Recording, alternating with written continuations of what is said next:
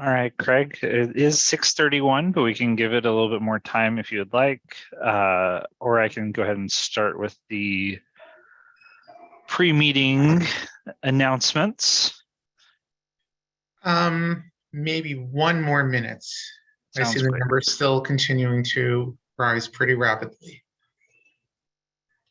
I expect that's going to be true for a bit. All right, you could go ahead and we can just reiterate as we move forward with the meeting the important points about Zoom. I usually do. So welcome everyone. If this is your first time joining us or the first time in a long time, we're glad to have you here. You'll notice that you're muted and you're going to stay muted throughout the duration of the meeting. The only folks who will be unmuted will be our committee co-chairs, Craig and Chuck, and any of our presenters as we move through our agenda. Following each presentation, the co-chairs will call on members of the public who wish to speak. You can participate by going to the reactions icon and pressing the raise hand button. It's not the thumbs up and it's not the wave, those will disappear.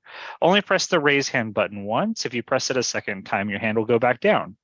If you're calling in from the phone, it's *9 to raise your hand, and then it's *6 to unmute whenever you're called on. Be on the lookout for a prompt asking you to confirm unmuting once one of the co-chairs calls on you. The chat is available for technical support only to help with Zoom software problems. It's not to ask questions or make comments to the co-chairs or the presenters. They will never see those chats. You're just wasting your time. If you're using an older version of Zoom, you'll need to go to the participants section where you'll find the raise hand feature there. And finally, we encourage you not to wave at the screen or raise your physical hand because we might not be able to see you and we might miss you. So if you're having a problem, chat me. I'm here to support. And with that, I'll hand it over to our co-chair, Craig, later, because I don't think Chuck is here yet. That is correct. Yes. Hi, everyone. I am Craig Lader, co-chair of the Transportation Committee of Community Board 8, along with Chuck Warren, who is not here yet. And I want to thank everyone for attending tonight. And I want to thank my Mets, as mad as I am, that they are not providing a conflict for me that would distract me from this meeting. So thank you to them and for a great season. Anyway, the first item on the agenda tonight is a presentation from New York City Department of Transportation on a proposed 3rd Avenue complete street design with bike, bus, and pedestrian improvements covering the entire Community District 8 from 59th Street to 96th Street. If the representatives from New York City DOT can just raise their hands so they could be unmuted. And I'll just preface this with, for those of you who were in attendance at our last meeting, we did pass a resolution requesting protected bike lanes, and it's good to see that New York City DOT has been already responsive to that request. We hope, based on our resolution last month, that there are more down the pike, but this looks like it's going to be more than just bike lanes, and we are looking forward to hearing this presentation. So who from New York City DOT wants to lead off? Is that Kimberly? Kimberly, go ahead and mute. Sure, sorry. I can do a quick introduction. You've already sort of introduced the project a bit, and we have 2 folks on here from our team in the bike program, who are Nick Carey and Paula Rivera. So they'll be giving the presentation. And as Craig mentioned, we're really excited about this project and the potential benefits it will bring for bus riders, cyclists, and pedestrians. So everyone out there using the street. But we'll just let Nick take it off. I think he's doing the presentation tonight. Thanks, Kimberly. Hello, everybody. Can you all hear me? Yes. I'm going to share screen. Go for it. All right. Thanks again for having us. Again, my name is Nick Carey from the bicycle unit at DOT. I'm just going to jump right in. Second. Okay, so brief overview. We're going to talk about the background of the whole corridor a little bit, some of the recent plans and studies we've done. We'll talk a little bit about the project area, and then we'll get into the proposal. So first, some background. We know there's a lot of interest in redesigning the 3rd Avenue corridor in its entirety from Cooper Square up to the Harlem River Bridge. I'm sorry, the 3rd Avenue Bridge. And, we've heard it from elected officials, from CBs, from different stakeholders. And we at DOT agree. We're all in. We think 3rd Avenue can be a lot better than it is. Just a little bit of background. 3rd Avenue is 2-way south of 24th Street and 1-way northbound above 24th Street. And it's 70 feet wide, which is wider than usual. Most Manhattan avenues tend to be 60 feet. So 3rd Avenue was widened at some point, and that makes it an especially tricky place for a lot of road users, especially pedestrians crossing such a wide street. Looking at the crashes a little bit, we're committed to looking at the whole corridor, but we want to start with the Community Board 8 portion between 59th and 96th Street. And the reason for that is that the crash statistics there stick out for us.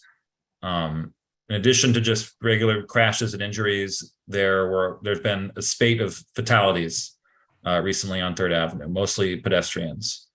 So that's why we want to look at 59th to 96th first.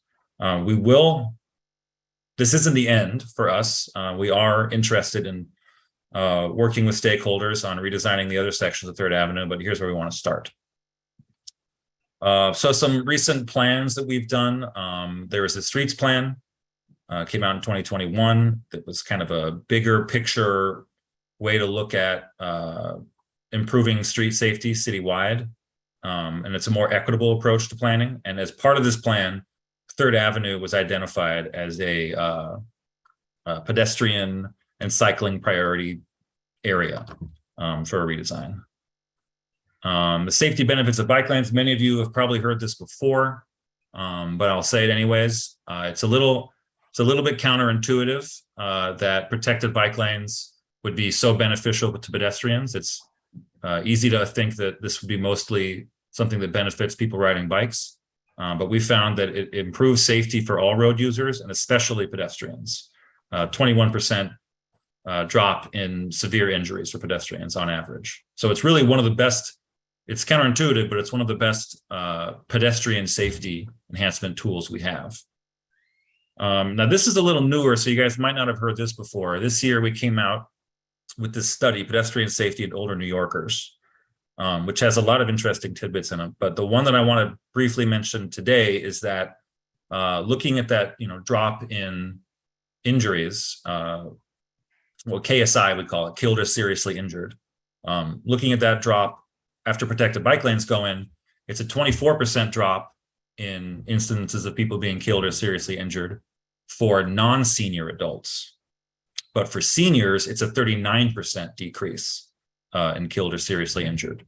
So it's an even better tool than usual for improving pedestrian safety where there's lots of seniors, which is the case on the 3rd Avenue corridor. Safer streets for cycling. This report came out last year. It was kind of an analysis of bike facility design and crashes and risk. And we found that when we install protected bike lanes, on average, the risk drops by 34%. And on some higher risk streets, it's reduced more. And 3rd Avenue is a wide street with a lot of people biking on it. We'll get into that more in a moment. But we think this could be a really good place for a protected bike lane. Cycling numbers, I won't go through all this. We can just say that a lot of people are biking and biking is growing. But one interesting stat in this slide I like is that the bike share stat that in the 3rd quarter of 2020, almost 500,000 city bike trips began or ended in Community Board 8. So there's definitely a lot of people biking in the district. All right, let's talk about the project area a little bit. By mode, I think, so for pedestrians, this is not a surprise to anyone. It's a very dense neighborhood. There's a lot of walking trips. There's a lot of destinations. From the bicycle perspective, we did count a lot of cyclists, almost 1,800 cyclists, many of whom are commercial cyclists, who are making deliveries. And for buses, the amount of bus traffic surprised me at least. There's over 150 buses an hour in the morning on 3rd Avenue, which is really a lot. It's more than just the M 101, 102, and 103. But looking just at the MTA routes, 50,000 riders a day are on MTA buses using 3rd Avenue. But the average speeds are slow. It's close to 5 miles an hour. So it's not great service for all those people. And then safety, 3rd Avenue is a Vision Zero priority corridor. And just to give you an idea of what that means, the way we come up with Vision Zero priority geographies is we look at all pedestrian fatalities and pedestrian severe injuries. And then based on those, we rank corridors and intersections and areas. And 3rd Avenue sticks out. It has a lot of pedestrian injuries and deaths. And that's a big part of why we're here. So just a couple little things to talk about before we move on. We have done a little bit of work on 3rd Avenue before at 60th and at 79th and 86th. We did curb extensions. I want to say it's something like 10 years ago. Curb extensions and turn lanes on the west side of the street. We've recently installed protected bike lanes on 61st and 62nd Streets. I'm sure you're all familiar with that, 1st and 2nd Avenues. One thing that is missing from this map is that the map is of the project area and the bike network, but there are also existing bus lanes on 1st Avenue, 2nd Avenue, Lexington Avenue, and 5th Avenue. And then briefly, I want to mention curb regulations. I know there was already a presentation here.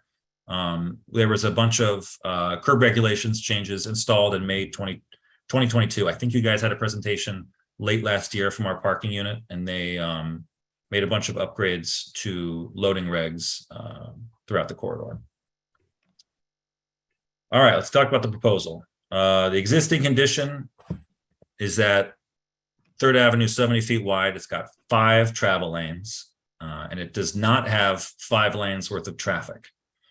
There's no dedicated space for cyclists, despite the fact that there's so many people biking on 3rd Avenue. There's no bus lane or dedicated space for people riding the bus, despite the high bus traffic. And it's a corridor where we really struggle with double parking, with unloading trucks in the moving lanes and traffic and movement being impacted by double parking. And that's part of why our parking unit was out here working, make improvements. So the proposal is to take 1 lane of traffic and make a protected bike lane along the west curb, and then to take another lane of traffic out and install a bus lane. So I think the benefits to cyclists and to bus riders is probably pretty obvious, since we've got similar facilities in the neighborhood, but I just want to briefly talk a little bit about some of the pedestrian benefits. By removing some excess vehicular capacity, that should make it harder to speed. When a road is like 3rd Avenue is so wide and people are driving down it and it's wide open, I feel like they have the license to speed. So taking out excess lanes of traffic and narrowing the roadway down can really help decrease speeds. Also, by installing a protected bike lane with painted islands in the floating parking lane, we'd be cutting down the crossing distance by 20 feet at a little over 60 crosswalks. So that's a lot. I think the benefits to cyclists and bus riders are clear. I'll just briefly mention that we did a very detailed and in-depth traffic analysis of the whole 3rd Avenue corridor, at least within the CB8 portion. And the volumes throughout the day, if this means anything to anybody, range from around 1,200 to around 1,900 per hour. And, we collected data at every intersection and observed it and spent time out there and, worked with our traffic engineers to model traffic and make sure that it's accurate. And we're very confident that the traffic volume on 3rd Avenue can fit in 3 lanes. And I'll tell you, part of the reason it works is that there's so many buses that by having a bus lane, we're actually able to move a lot of those vehicles into that lane. So anyways, I'll move on. So to talk a little bit about some intersection treatments. At most intersections where there's a vehicular left turn across the bike lane, we'll be using this offset crossing design. You might have seen it elsewhere in the city. Basically, the way it works is we clear parking for about 40 feet in advance of the intersection to improve visibility between cyclists and turning drivers, install a pedestrian island there to shorten the crossing distance. And then, drivers have the chance to see cyclists and see pedestrians, and we force them to turn slowly with some of the design criteria, and then when it's clear, they can go. Now there's a minimal parking impact for this. It's about 1 to 2 spots per block where we do this treatment. Again, it's just this space here beyond the crosswalk. So this is what most intersections are going to look like. And there are some intersections where the volume of cars turning off of 3rd Avenue is much heavier. And at those intersections, we want to install a dedicated left turn lane, with a dedicated left turn phase, what we sometimes call a split phase, so that cyclists heading northbound or pedestrians on the west crosswalk, when they get the green signal, there are no vehicular turning conflicts. And this requires a little bit more parking lots because we have to clear enough parking to make sure that the turn lane is long enough to carry the queue of cars that will be there waiting. It's about 4 or 5 spots per block, and we don't have all the details about where this would be yet. It looks like we're probably going to be installing or hoping to install these split phases at all the major streets that correspond to transverses in Central Park. So 66th Street, 86th, 96th, I missed one, 79th Street, and also probably 72nd Street because it's a wider street. Yeah, so that's about 4 to 5 parking spots repurposed per block when we are doing this treatment. Another sort of variation on that treatment is a protected turn phase for the right turn off of 3rd Avenue. This is probably going to be a rare treatment, but this is something that we're looking to do too, probably at 96th Street. But again, we're still working through some of the details about what exactly the signal timing would be and how exactly the drawing would look, the design. But I want to give you guys as much information as we can. All right, I'll move on. So just to summarize it before we open it up, 3rd Avenue in CB8 has the highest number of fatalities along the corridor. So we want to redesign it by adding protected bike lanes and a bus lane. So a couple things, we're going to continue to monitor curb regulations. Now, I mentioned that all those regulations, the new plan that was presented to you guys last year was installed in May, but our work there is not done, and our parking team is continuing to monitor and make other changes. And then as far as this project between 59th and 96th, the redesign, we would ideally like to install that next year in 2023, and then continue to work with all the stakeholders like you guys to keep rethinking the rest of the 3rd Avenue corridor. And that's it. Okay. All right, thank you very much. So before we move on to public comments, I just want to note that there are just a few housekeeping items. So because we have a long agenda and obviously many speakers are interested in this topic, and I could just see already the number of hands that are raised, I think we need to maintain a 2-minute limit per speaker. And we're going to have to restrict everyone to speaking to 1 time if you're a member of the public. And I'll just ask if the prior speakers already made a point that you wish to make, to try to not be repetitive and to try to be concise, and you could obviously say if you support something or appreciate a comment, but if we could just try to not extend those comments. And I just want to remind everyone to please be considerate and respectful, whether it be towards other speakers, board members, or the officials from New York City DOT who are joining us this evening. And if anyone were to do anything in terms of making personal attacks or inappropriate comments, we'll have to mute you and your speaking time. So I just want to thank everyone in advance for contributing to what I think will be a very good discussion, and I look forward to it. And with that, I did get a request from a public official, from Jesse K at Keith Powers' office, but I'm not sure if I see her on here yet. She's here. I'm here. Hi. Oh, you are? Okay. So I know you want to make a statement on behalf of Councilmember Powers, so feel free to right now. All right, great. Thank you so much. Yeah, so Councilmember Powers just wanted to express his support for the plan. And he wanted to say, I'm glad to support the Department of Transportation's complete street proposal to improve 3rd Avenue on the Upper East Side. This project will expedite commute times, improve pedestrian safety, increase spaces for bikes, and ensure that cars, buses, and cyclists can all share the road in harmony. As we reel from recent tragedies on the East Side, it's imperative that we're actively working to decrease accidents and make our neighborhood safer, stronger, and more resilient. I look forward to working with DOT on this project's implementation and for further investments into our neighborhood streetscape. And that's all for me. All right, thank you very much, Jesse. All right, so Thank you. let's start with speakers from the public. So the first hand I see raised is Eric Martz. Eric, go ahead and unmute. And I'll just remind everybody right now that they can participate by going to the reactions icon at the bottom of your screen and pressing the raise hand button. Hi.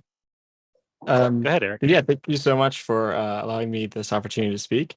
My family lives in the Upper East Side. We live very close to 3rd Avenue. And it's very notable in how wide the street is and how little of the space is devoted to pedestrians and cyclists.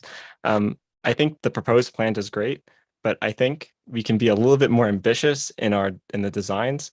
I think having 2 one-way bike lanes on each side would really be a commitment to cycling infrastructure, something that I think Mayor Adams has really presented.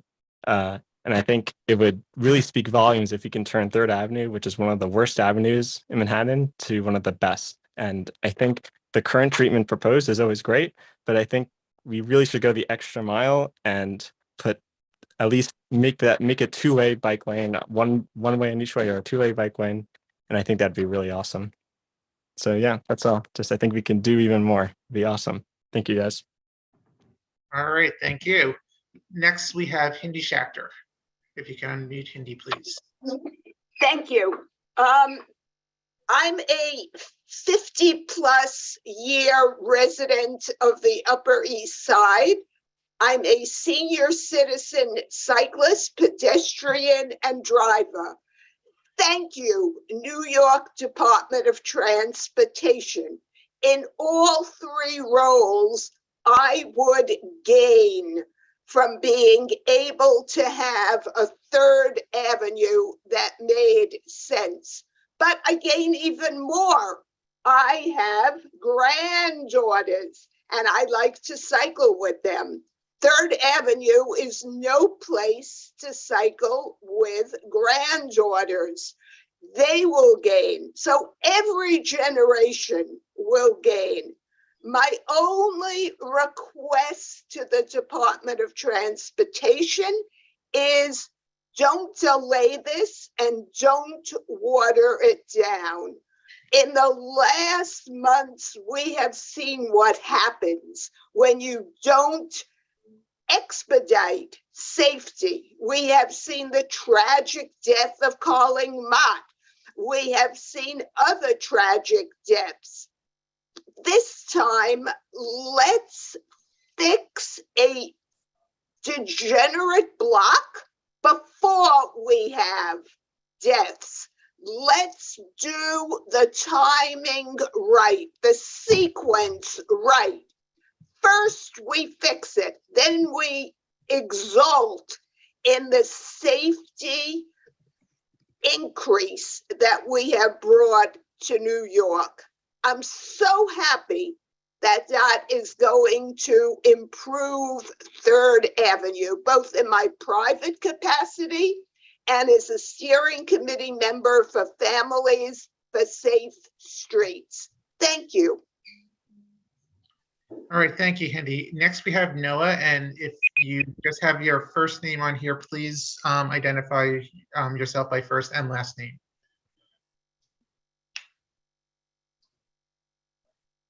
No, go ahead and unmute. Hi. Oh yeah, my name is Noah Martz. I'm brothers with Eric Martz. So I just want to thank Hindi for those really inspirational words. It's so great to have you in this fight for a safe street. I just want to go off and saying that the improvements here are obviously an improvement and they're very much needed. But I just want to say we can go a lot further. To think that the painted pedestrian islands are good enough is so untrue. It's so unfair to the people of the city. I've seen the painted islands. I'm sure you have too. Where do you see cars going? They just drive right over them. They park right on them. They use them to block the intersections and the crossings. It's completely unacceptable. We need real protection. Okay, so like paint and plastic tubes is not going to cut it. That's not going to protect us from a 3-ton vehicle. And then another thing I would say is that having the bike lane be one way is really also not, it's not ambitious enough. We need to actually have usable biking infrastructure. And you do that by having it accessible and easy to manage. Having Third Avenue, which is a long avenue, just be for one way is really, it's not intuitive. You should have it be 2 ways. We get enough space. There's plenty of car space that we can take away. I don't even think we need to have 3 car lanes. We can have 2, honestly, and give more of those space back to pedestrians and back to the cyclists and people that actually live in the city. So I think that we can look at this plan and try to go even further, to think that we're just going to make slight improvements. It's so much wasted time when we can just do all the improvements necessary right away. We shouldn't have to wait another 10 years until we realize what more improvements we can do when we have the opportunity right now to do all the needed improvements. So yeah, I really would reconsider just having one way for Third Avenue. It should be definitely 2 ways at the minimum, and then also real protection for the pedestrians on the pedestrian islands. All right, thank you very much, Noah. Next, we have Liam Jeffries. Yes, hi. My name is Liam Jeffries. I am a lifelong resident along Third Avenue. I've lived my entire life in the same building on 62nd Street and Third Avenue. I want to qualify this by saying that this is to start with fantastic from the start, in the sense that you really can't get any worse than the way Third Avenue is right now. My bedroom window faces Third Avenue and 60th Street, and I've honestly lost count over the years of the amount of crashes that have occurred at that intersection. And I also, for that matter, live within a block of the intersection on 61st and 3rd, where the Baldor delivery truck driver killed several people because of the bad infrastructure design there. So yeah, so basically, this is great. I do, however, want to echo some of the comments made before me, in the sense that this is fantastic. This is fantastic. This shouldn't be it. There's enough space on Third Avenue to do more. This is not to say that what you have proposed tonight is not bad. It's great. Like, please do this. Like, please do this now, because Third Avenue needed this like decades ago. But I would like to see a bit more imagination from DOT going forward. I would like to see, for example, maybe instead of a bus lane in the middle of Third, well, not in the middle, but like next to a parking lane, maybe we can see like a fully separated bus lane. Because you mentioned double parking, that would still maybe be an issue with the bus lane if enforcement's not good enough, especially the bus lane you propose here. So again, I want to finish by saying that this is great. Please do this. This is something that residents along Third Avenue, pedestrians and cyclists and bus riders have been waiting for a very, very long time. But this shouldn't be the end. We really need to go further along than this at some point. But please do this. This is nice. All right, thank you, Liam. Next, we have Andrew Fine. Hi, Greg. Thank you for the opportunity to speak again. Listen, I think protected bike lanes are great. I think that that protection is key. Obviously, we don't want anybody getting mowed down by vehicles. However, I have to say that the idea of putting a protected bike lane on 3rd Avenue would be much, much more palatable if we could somehow commit to actually enforcing traffic laws. Because right now, as it stands, we have like Fresh Direct setting up in the 2nd and 3rd lane of traffic, warehousing their goods or distributing their goods in the middle of the street. 3rd Avenue is 7 lanes. It's plenty big. There's no doubt about it. There's room for bikes, no doubt. However, if we take a bike lane, a bus lane, 2 lanes for parking, we're left with 3 lanes. And 3 lanes with 2 lanes of double parking is a nightmare. Just look at 1st Avenue between 86 and 96. It's awful. Everybody's double parking. The trucks are everywhere. We need to enforce traffic laws, period. If we enforce traffic laws, there's room for everyone. If we don't enforce traffic laws, there's room for nobody, and it turns into a nightmare. And I just have to say that in a time where we're saying, oh, there's too much congestion, we need congestion pricing, we need to charge people to drive, we're just making conditions worse and worse and worse, and making congestion worse for everybody. Anyway, by the way, it's never enough for the bike lane people. Now they want 2 bike lanes. We're just getting 1. Let's just like face reality. Let's have room for everybody, and let's enforce traffic laws. Thank you very much, Greg. And have a good day. Thank you, Andrew. Yeah, very, very nice job. I just want to give DOT and Nick a chance if you want to respond to anything so far. I'm not going to come to you after every comment, but I know you've heard some comments on various pieces of this. So I didn't know if you had any anything you want to respond to. I guess I could say generally, for most of the comments, thank you. Yes, I like the ideas to go further, and that I don't think that anything we're proposing is the end of 3rd Avenue. It's not the final design where after that it's all done. As much as I want to downplay that we're talking about temporary materials like paint, that's what this is. So nothing we're doing would preclude further improvements in the future. Regarding the comments about the loading, I think you made a very good point, that double parking is still a huge issue on 3rd. And even though DOT came in 6 months ago and implemented a bunch of more comprehensive loading regulations, the issue still remains. And I think anecdotally, we were talking about this earlier, that we on streets with lots of excess capacity, sometimes we see lots of double parking, and we wonder if the feeling that certain drivers have is, well, it's such a wide street, I can just double park here, and then that doesn't play as well when we start removing lanes of traffic. I definitely get what you're saying. I will just say for now that we're not done looking to improve loading regs on 3rd Avenue.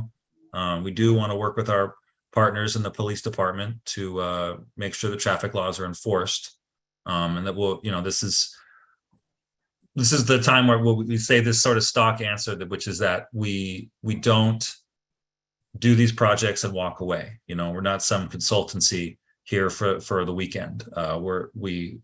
We're committed to 3rd Avenue, committed to fixing these streets. And remember, no matter what it is we do, whether it's parking regulation changes, whether it's a road diet like we're talking about tonight, every time we go and do these things, we always have to monitor them and come back and make tweaks.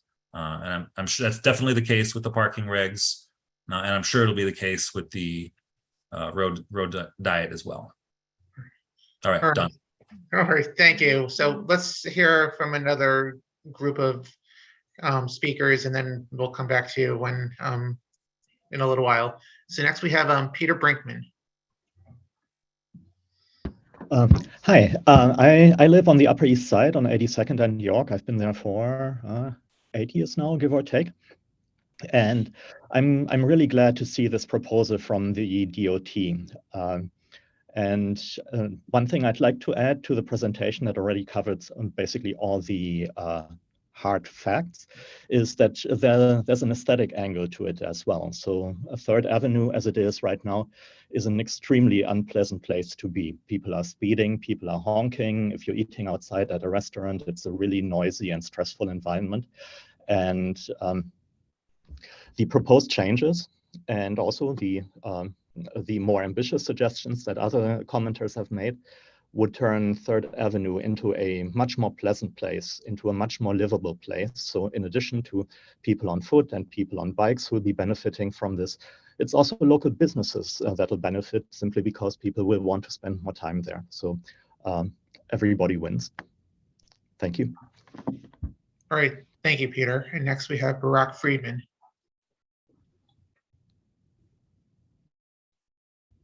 Hey, everybody. Thank you, CB8, and thank you, DOT, for the presentation. I live on 3rd Avenue, and I couldn't be happier with this plan for so many reasons. New York City has some of the slowest buses in the whole country, and the M102, which chugs up 3rd Avenue, is the slowest in all of New York City, as per Strathanger's campaign in 2021.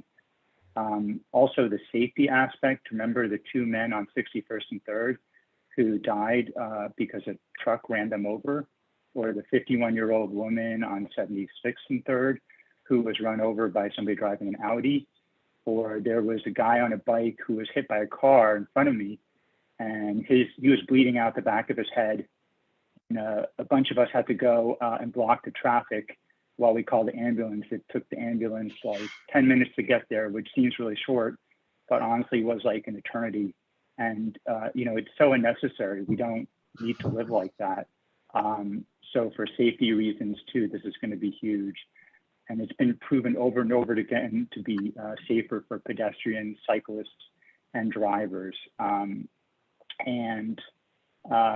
Furthermore, it's just going to be a more vibrant place. It's going to be a better place to live, a better place to shop, a better place for businesses. So I'm a huge supporter of this plan. And I just wanted to say that the vast majority of people on the Upper East Side do not have a car. Close to 80% of households in the Upper East Side don't have a car. So this is a matter of equity. So this is super important. Thank you, DOT. Thank you, DOT. Thank you, DOT. All right, thank you, Barack. Next, we have someone identified as Beth. If you could just please state your last name also. Oh, sorry, Beth Davies. I live on the Upper East Side for about 15 years. I have a son who I raised here, and I really, appreciate the work you've done. I reiterate the previous comments about how, supportive I am of the plan. I think to really really touch base on something that we haven't discussed much of is that the increase of the pedestrian and bicycle opportunities will decrease the use of cars in the area. Like the previous speaker said, only about 20% of Upper East Siders own a vehicle. So it's really an equity issue as well, but there's an environmental impact as well. If we can get more New Yorkers to use mass transit, public transport, and bikes and walk, because it's more pleasant, it's safer, and it's easier, then we can have an environmental impact as well. And I think that that's really something that, as a city larger than just 3rd Avenue, is something that we really should be advocating for and creating the policies that will enable that move. Thank you. All right, thank you very much, Beth. Next, we have Peter Chawla.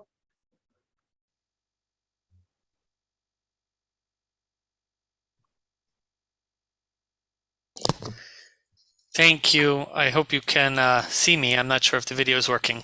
I wanted to, like many of the other speakers, welcome this. I really wanted to know a couple things I'll note quickly that others said that I think are very important and I agree with. We need to harden the pedestrian islands. Paint and plastic is really not enough. We have on 2nd Avenue curbs on those pedestrian islands, and those are really important and really helpful for pedestrians to stay safe with speeding traffic. In terms of, I wanted to reply to Andrew Fine. I fully agree that there's a problem with block traffic. Would encourage DOT to look at more loading zones to alleviate some of the double parking, some of those 5 and 10 minute temporary loading zones with enforcement. That would be really helpful. But overall, I want to say that there's a real missed opportunity to widen sidewalks. Which is really important. If you look at Lexington Avenue, we have only 2 travel lanes there, and I think it works fine. And we would really encourage DOT to look at widening the sidewalks as part of this package with fewer car travel lanes. 2 further points on the technical design questions.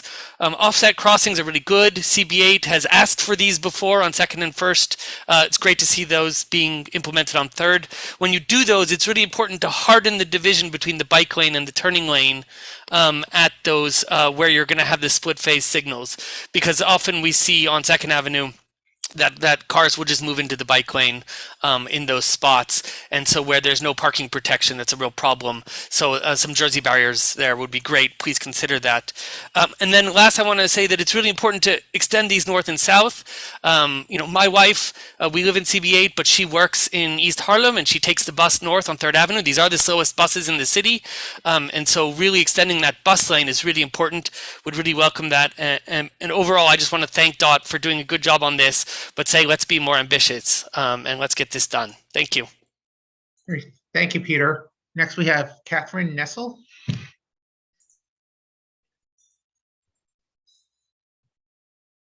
Hi there. I'd like to build on the other speakers and just express my support for this plan. I live on 88th and York, and I bike, along the east side, between east side and west side a lot. And just having this bike lane on 3rd Avenue would make it so much safer to get around. It's been horrible and really frightening to see all the instances of traffic violence that have happened recently. So I really applaud DOT in taking this first step in making a protected bike lane and having dedicated bus lanes as well to make the M102, M103, and M101 more competitive modes of transit. I also agree that there should definitely be some more hardening of the bike lanes. Biking, even when there's dedicated turn signal, cars will sometimes encroach onto the bike lane if there's just like a 2-foot painted barrier. So like having a Jersey barrier, like the city is prioritized doing on bike lanes throughout the city, would be really beneficial. Widening sidewalks as well would be really great. Right now, sidewalks on 3rd Avenue are just very crowded, and there's so much missed opportunity to like have benches, to have some plants, and breathe some more life into 3rd Avenue. I also, fully support having loading zones to alleviate double parking concerns. And with loading zones, we can accommodate wider sidewalks, have a 2-way bikeway to accommodate cyclists, have a bus lane, and still have 2 lanes left over for car travel, which really seems like the most equitable layout that you can have for 3rd Avenue in order to have it serve all of the Upper East Side. So thank you so much. This is a great first step, but I really hope that this can be the launching point for some really innovative and bold proposals to come. All right, thank you, Catherine. Next, we have Vittorio Bugatti. Yes, good evening. I'm Vittorio Bugatti. I represent the Express Bus Advocacy Group. We are a bunch of outer borough commuters that commute into Manhattan with the Express Bus. I am a resident of Riverdale. I commute to the Upper East Side often with the Express Bus. We do not have subways in our communities, and so the buses are extremely important. One of the things that I did not see in this plan, which I have complained about to the Department of Transportation, is the lack of loading zones along 3rd Avenue. One area that comes to mind is 69th Street and 3rd Avenue. As we know, we have many buses that travel along 3rd Avenue. That area is loaded with cars and vehicles that obstruct the bus stop and make it very difficult for any of the buses to get through. It is also extremely dangerous. Third Avenue is a corridor that I have almost been run over almost 4 times now, just trying to board my bus. I would like to see some bus bulbs installed at some of the bus stops in this part of the project. 61st Street and Third Avenue come to mind. That is a stop that I was almost run over at some years ago. And oftentimes what happens is that you have the buses trying to make the stop at the bus stop. You have the bikes coming from behind the bus, which the people that are trying to get on the bus can't see. And so I'm hoping that the bike lanes that will be installed in this project will help to mitigate that problem so that the bikers have their own lane that they can stay in and be out of the bus lane. But we also need to make sure that the buses, when they're in the bus lane, are actually curbing the bus. And so that's why I'd like to see some bus bulbs installed. Thank you. All right, thank you very much for that. I think this is a good time to bring in Nick if you wish to respond to those requests, along with the comments regarding hardening the bike lanes and sidewalk widening. Yeah, I could speak to that a little bit, I think. Sidewalk. If you don't have anything to say, you don't need to. Yeah, all right.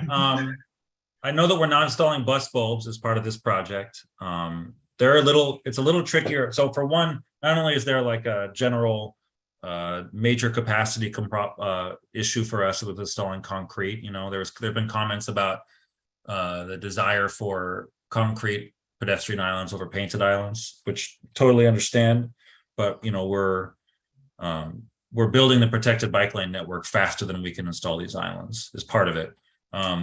Bus bulbs, that's even trickier because you start to mess with drainage and you have to move sewer grates. But I don't think that this bus lane that we're planning to install is the end all be all of transit improvements on Third Avenue. And I'd be excited to look into making some of those kinds of improvements in the future. And I think maybe it was missed earlier, but there is an ongoing effort to install loading zones and update the parking regulations on Third Avenue to discourage double parking. It is a huge problem. Great, thank you, Nick. All right, so next we have David Warren. Hi. Hello? Yes, we can hear you. Hi, good evening. Thank you very much for addressing this problem. I do appreciate it as a lifelong New Yorker, and I also serve on Community Board 4's Transportation Committee. And it's funny because my chair, Christine Berthet, said cycles are sort of like bees. They're great for the ecosystem, but they sometimes annoy you. And that's what it is, unfortunately. But the cyclists really do a great thing for society. Aside from not taking up resources, they put in a green aspect. And I also ride Third Avenue as a cyclist. And I think that the bar should be, and I know this might sound chauvinist, if a middle-aged woman should be able to feel safe biking to work or wherever she has to go. The other thing is I would like to reiterate my support for what the Marx brothers said about a two-way bike lane. I think that is great, and I think it's a great idea. So thank you again for doing this, and I really hope that you endorse this unanimously and put in two-way bike lanes. And thank you. I know your time and effort, so I appreciate it because I also serve on a community board. Thank you. Thank you, and thank you for your service in your community. All right, next we have Xander Miller. Good afternoon, everybody. Thank you for having this. First of all, I'd like to thank the DOT for putting together this presentation and this proposal. This is an excellent first step, and to echo many of the prior presenters and commenters, this is a huge improvement from the current state of Third Ave. It's an inhospitable street that currently discourages pedestrians, cyclists, and people from simply walking along Third Ave and using it as a venue for any of the things they would want to do out and about in the city. I do want to specifically echo some of the earlier comments, though. Two-way bike lanes would be a huge improvement, as would pedestrian hardening. And with regard to hardening the intersections and making them actually safe for vulnerable road users, I'd like to think of them instead of as a pedestrian in my professional guise. So I work as a medical intensive care unit pharmacist. My job is to provide safe use of dangerous medications in high stress environments, not dissimilar to this being on a vulnerable road user. To make people make the best decisions, you have to make the best decision the easiest possible one. And to do that for people in cars, you have to harden the road. You have to make the pedestrian islands physically safe and physically uncomfortable for drivers to come into. You have to make the bus lane inhospitable to cars. And you do that with concrete. You do that with a double-way bike lane that eliminates parking on the northbound limb of the street. And you encourage people to use appropriate and more equitable forms of transportation. Again, I echo many of the prior commenters. This is a great first step, but it should only be a first step and should be further improved upon. All right, thank you very much, Sander. Next, we have Michelle Chang.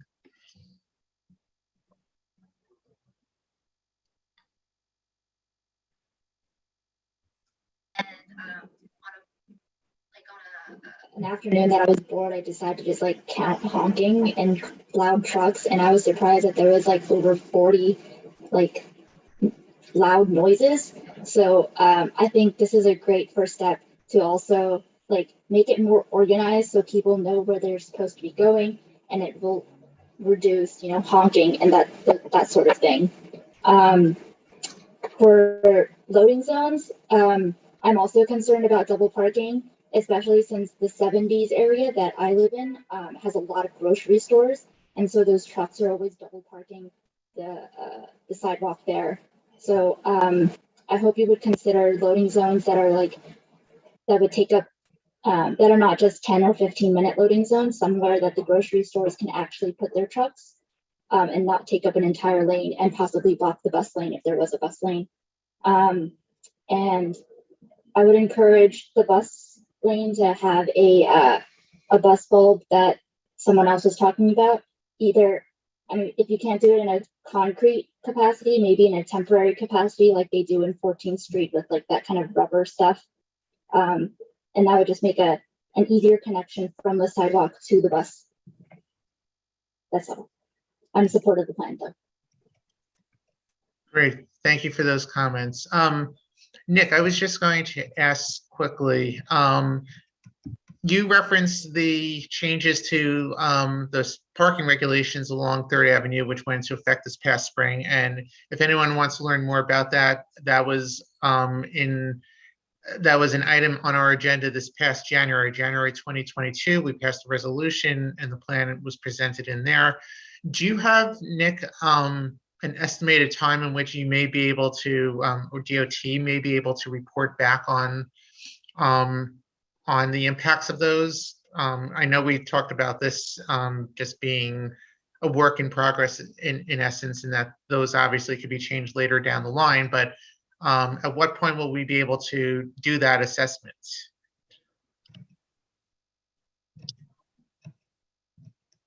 I'm seeing it. Sorry. Unfortunately, I don't have an answer to that question. I'm sorry. We'll have to check back with our parking team and get back to you. Okay.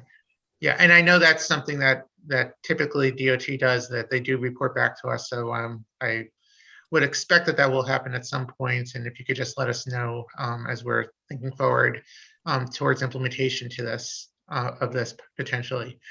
All right. Next we have Laura Sankey. Hello, my name is Laura Sankey, and I strongly support this plan. I live in Harlem, but I know Community Board streets well, as I regularly bike to doctor's appointments over by New York Presbyterian. I am a cautious and careful biker and not a fearful person in general. And yet I worry most about my safety when I'm biking on the Upper East Side. The streets are terrifying. There's such little space for anything that's not a car or a truck, and drivers are getting more aggressive, as I think we all know. It's so unpleasant that I spend as little time as possible in the neighborhood. I don't dine in the restaurants. I don't shop in the shops. I spend my time and my money in other places. Again, I strongly support this plan. I agree with previous comments that the bike lane should be two-way and have hardened barriers.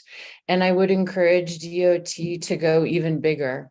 Consider turning this section of 3rd Avenue into a pedestrian, biking, bus boulevard that is a delightful place to be where people want to spend their time. Please move quickly and boldly and then extend it to other areas. And thank you very much for the opportunity to speak. All right, thank you, Laura. Next, we have Deborah Kirschner. I apologize if I messed up your name. Hello. So this is Jakob Kirchner. I'm actually Deborah's husband.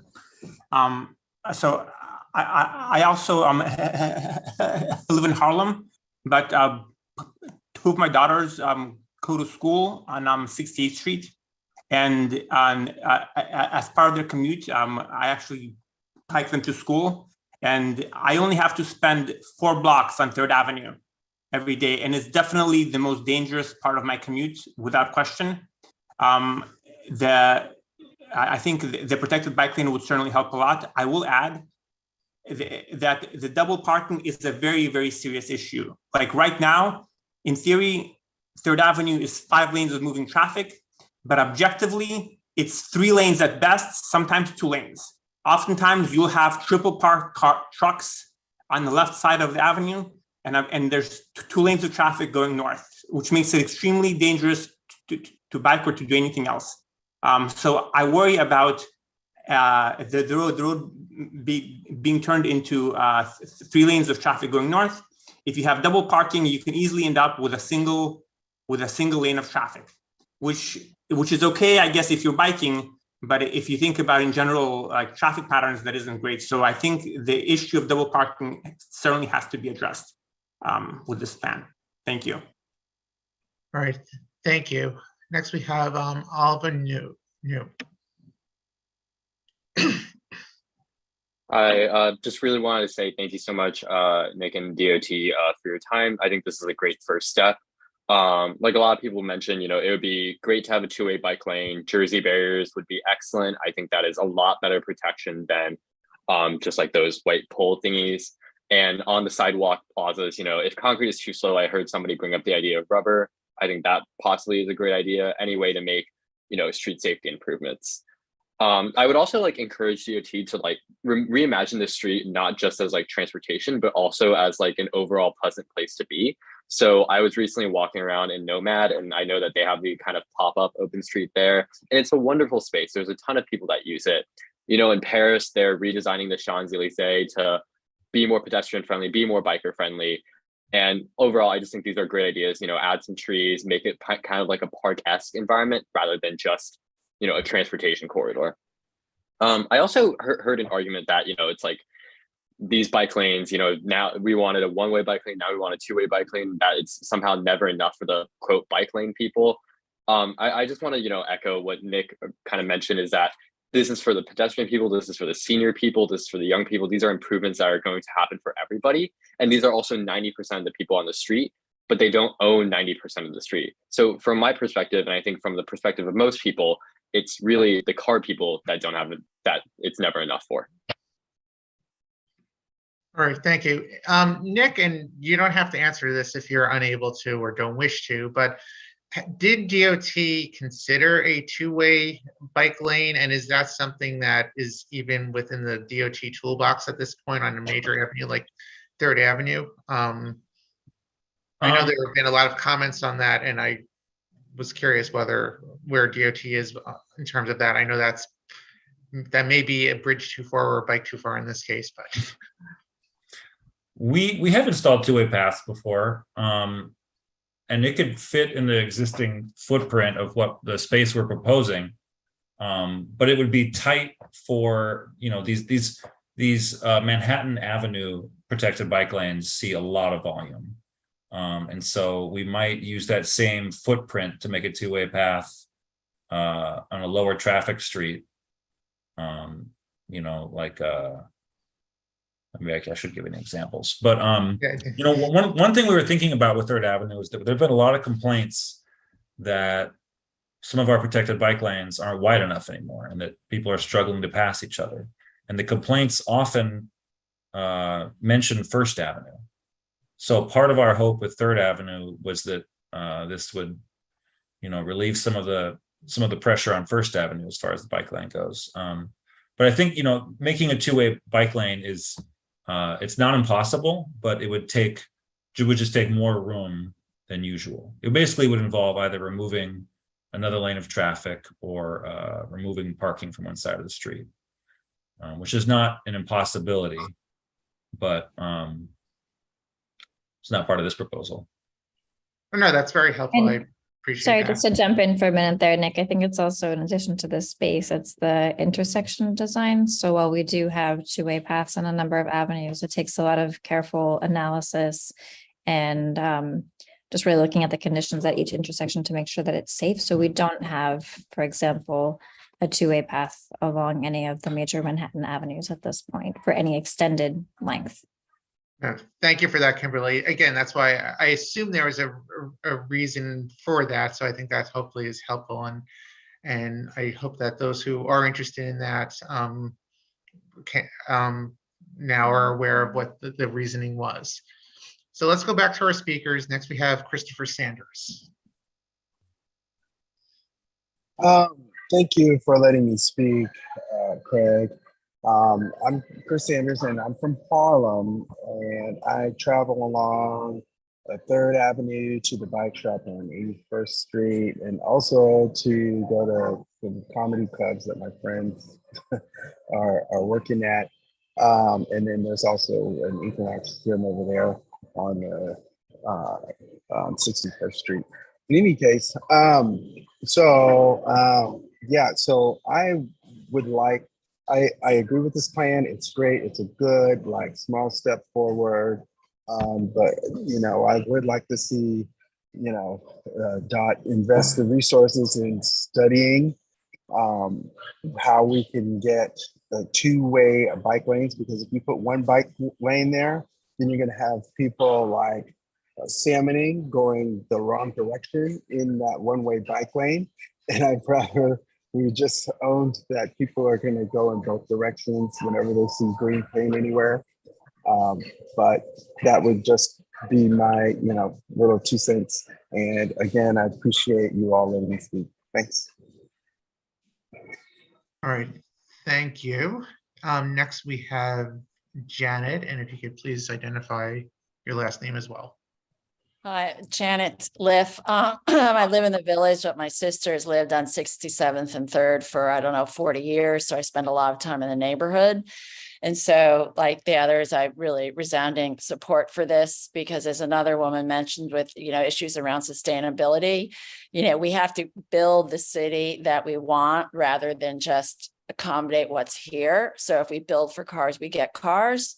If we build for buses and people and bikes, that's what we will get. So, this is post haste. This is aspirational and sort of a necessity in today.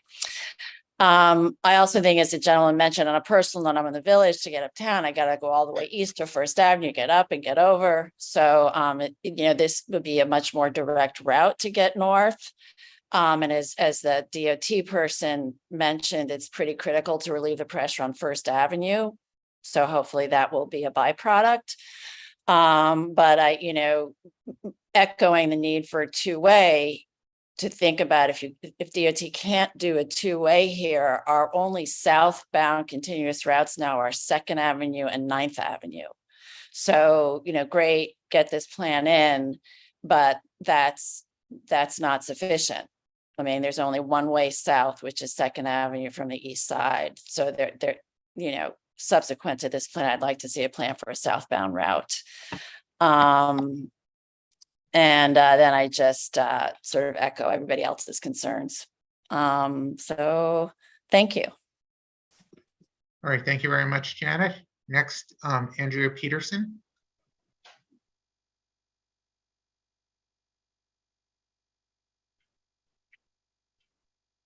Hi, thank you for having me speak. I just wanted to say I fully support this plan.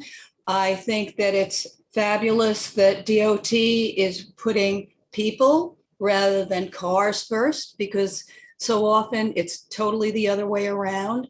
And I think with this plan, and I think it can be even bolder, but it's a fabulous start.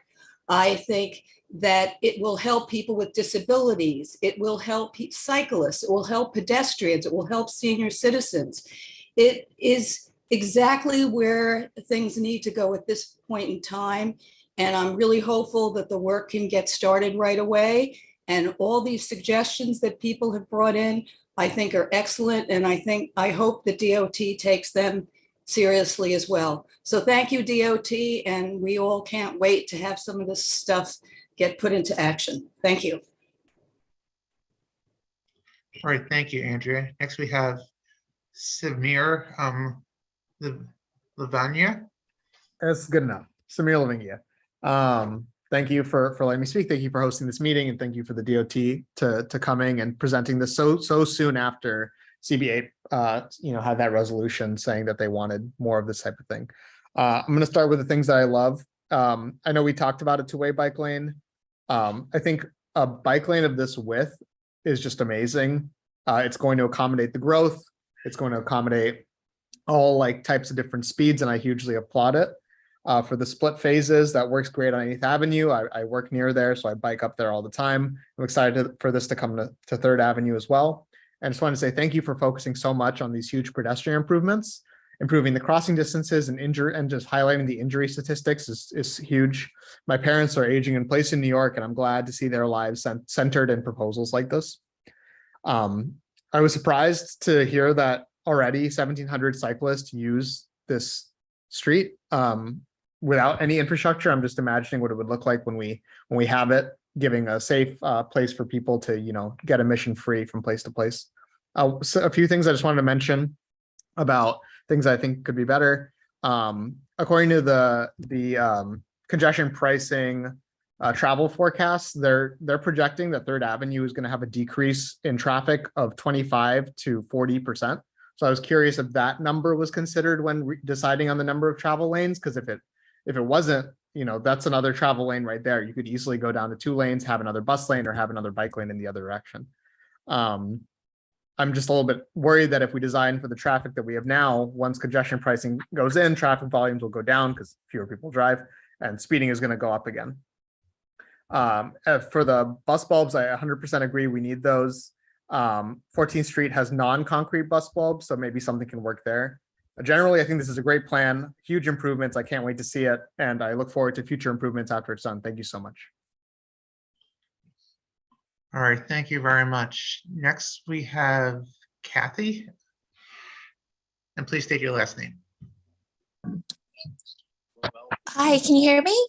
Yes. Hello, hi. My name is Kathy Park Price, and I am a pedestrian, a cyclist, and a public transit user.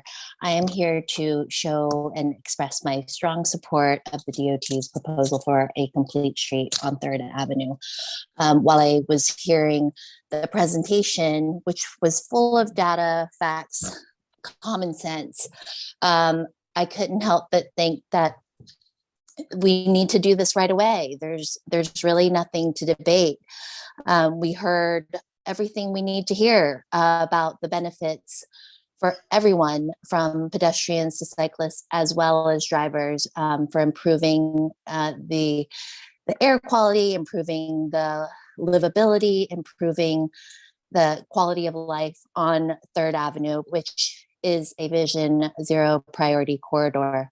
And I also agree with others that we should be doing more on 3rd Avenue, whether it's having a 2-way protected bike lane and addressing those pedestrian refuges, which when painted do become de facto loading zones, which inevitably affects the daylighting and does not address the important safety needs. So I strongly support the complete street proposal.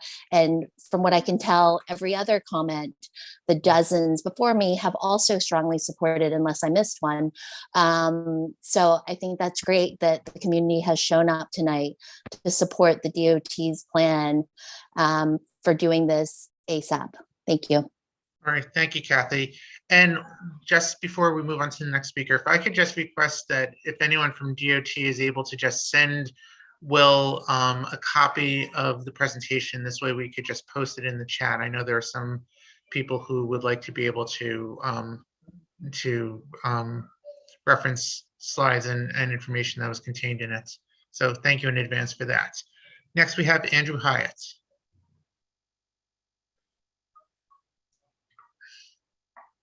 Yes, hello. Thank you for the presentation, and thank you for CB8 for having this. And I also really appreciate the back and forth nature of this presentation with the DOT responding. It's something I haven't seen too many times before, and it's quite excellent. I really think this proposal is needed. As someone who bikes and walks and buses up 3rd Avenue, it's crazy out there. So yes, please let's do this. I understand this is just step one. I think there's a lot of people who had lots of good ideas for additional things we think we should be doing. I think like most important is, yes, getting some physical protections, which is always very important, especially for a major corridor like 3rd Avenue, where I think the car drivers are not super well behaved. Also, I wonder about that lane near the bus lane, which I think is liable to have double parking. Like you can't have double parking if you don't have single parking. So I would say that like the parking is a pretty low value use of this pretty valuable space, and a second bus lane, a second bike lane, or widening the sidewalks are going to be a really nice follow-on, and I just hope it doesn't take years to follow this on. I hope we can do it quickly. So thank you. All right, thank you, Andrew. And I apologize, I think I skipped over Sebastian Helm Clark. Hi, I live on 3rd Avenue. I'm a pedestrian, I ride the bus, and I would love to ride a bike down 3rd Avenue, but I honestly haven't been bold enough to do it yet. I fully support this proposal, and I would love it to happen as soon as possible. It would make 3rd Avenue much more pleasant, and honestly, would increase the value of my home. I think we should be allocating the space on our roadway according to what maximizes the flow of people. And this proposal gets us closer to that, but it's still way over allocating space to cars when you consider how few people are actually driving in cars along 3rd Avenue. I'd love for us to be more ambitious with two-way bike lanes, widened sidewalks, a hardened bus lane, even things like more street trees and benches to give people space on the street. Some specific points of feedback around loading zones, protected bike lanes, and the bus lane enforcement. For loading zones, we really need to force the loading to happen in the existing commercial vehicle loading zones. There's so much double parking, and that causes stress for drivers, a ton of honking outside my window, and the existing spaces aren't really working.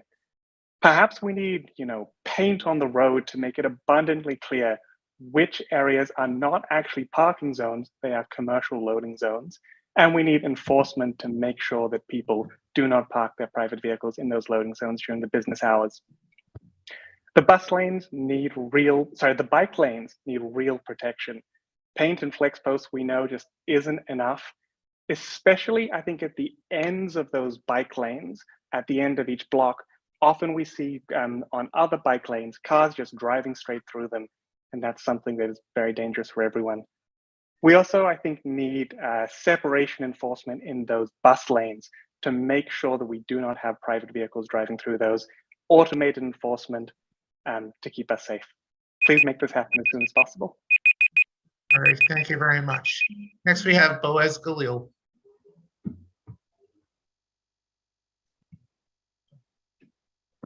Can you hear me? Yes. Just a quick question. I loved all the data that DOT presented regarding the number of cyclists, injuries, and so on. The bus. I was wondering if the open data is available, the raw data is available somewhere. That's one. And the second question, if we know, if you have information about cyclists that are using electric bikes or electric scooters, and what's And what's are they supposed to use the bike lanes, or they are supposed to use a regular road? That's basically it. Yeah, thank you. All right, thank you, Boaz. Nick or? Yeah. I feel like I'm going to fumble this. There's some complicated law that was passed, whether 1 or 2 years ago. I think electric bicycles are allowed to use the bike lane. There's some specific bike lanes I'm not allowed to use. I think they're not allowed to use the Hudson River Greenway. But there's like a wrinkle in it about there's a couple different kinds of electric bikes and scooters, and it's hard to define them correctly. But in general, e-bikes are allowed to use the bike lanes.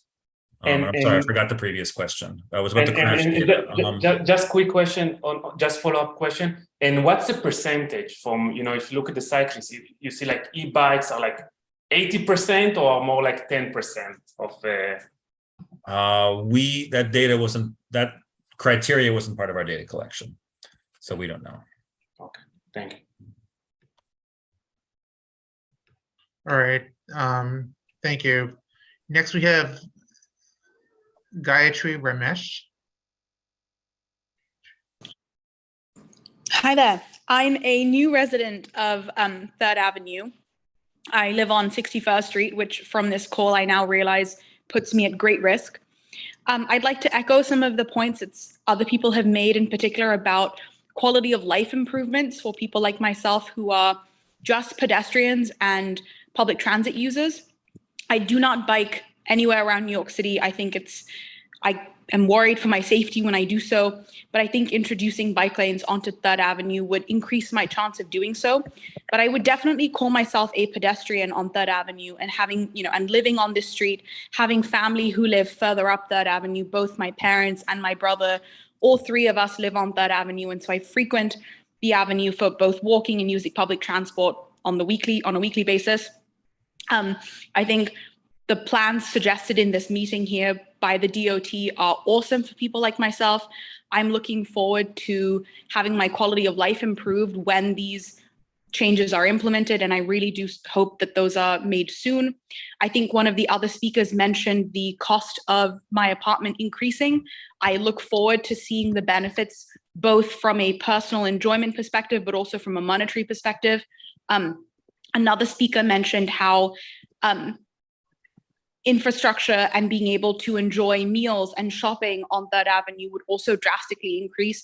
I second that. I like to live my entire existence in my little area of 3rd Avenue, and so being able to enjoy walking to different stores and restaurants would, drastically improve my enjoyment of the city that I live in. So I'm hugely in favor of this and can't wait for it to be implemented.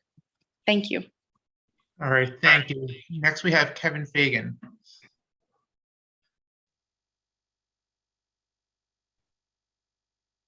Hi, Kevin Fagan. Hope everyone can hear me.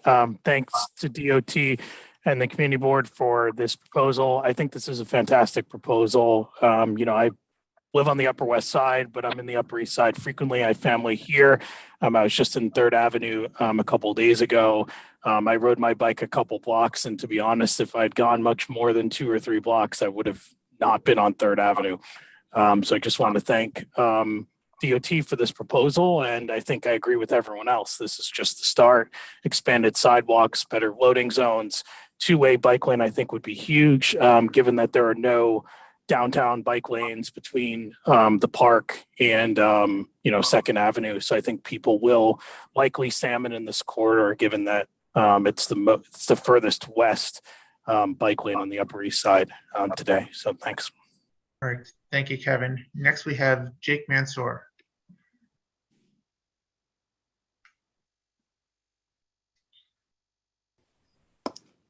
Hi. Yeah, I just wanted to speak in favor of greater pedestrian and bicyclist use of 3rd Avenue, specifically echoing the Marx brothers who were first to speak. I think that a two-way bike lane would be appropriate. And I think this plan still fundamentally prioritizes car use on Third Avenue. You know, if it's 3 moving lanes of traffic, 2 parking lanes, that's 5 lanes dedicated to cars, and 1 versus 1 bus lane and 1 bike lane. So, I mean, if a two-way bike lane is not possible on Third Avenue, any other purpose than that 3rd moving lane or even 1 of the parking lanes would be better, whether that's expanded pedestrian space, whether that's another protected bus lane, whether it's literally anything else. I think would be better. My only question now is, I mean, obviously in favor of the enforced loading zones. I think that would be important to prevent people from cars entering the painted pedestrian areas and the crosswalks. If it's the case that they're not going to be enforced with concrete and street trees. So the only question I have remaining is whether DOT plans to camera enforce the bus lane. All right, thank you. Nick, do you want to just respond to the bus lane enforcement question? I think my talking point is that we're starting to roll out the bus cameras, but we're not sure yet about where they're going to be and when. So bus cameras exist, but I don't have a really good answer. Sorry. Okay, that's an answer, but thank you. Next, we have Dylan Geronimo Kennedy. Hi, everyone. First, I just want to say that I think this is great, and I want to thank DOT as I support these improvements, and I want to see these changes come as quickly as I live right off 3rd around in the 80s on the Upper East Side. If you do take the suggestions that I or others have given, I ask that they not come at significant delay because we needed this yesterday. I was hoping for sidewalk extensions, which I know a few other people have mentioned.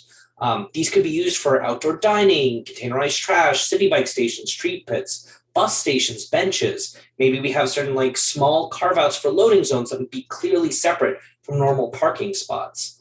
Right now, a lot of these sorts of things are blocking pedestrian spaces. And on the subject of outdoor dining, there's currently a push against having those in the roadbed. And I agree, I would much rather eat out of a road, but we need sidewalk space for it. So I think that would make things a lot better. Because right now, for pedestrians, to me, this avenue seems like even with the improvements, it would be worse than 1st and 2nd, where there are fewer lanes to cross.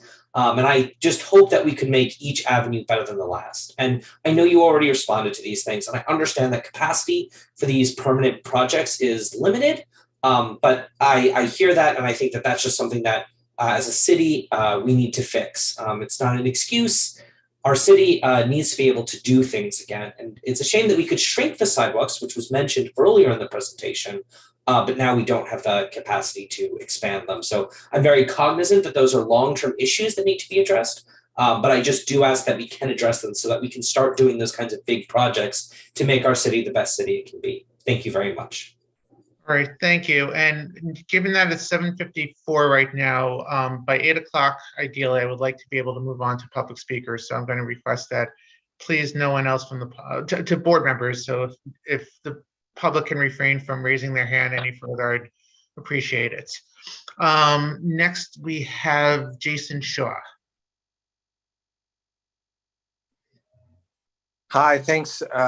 Thanks again. So I'm speaking as an Upper East Side resident, and I commute to Brooklyn actually, and as a parent, and I also happen to be a surgeon.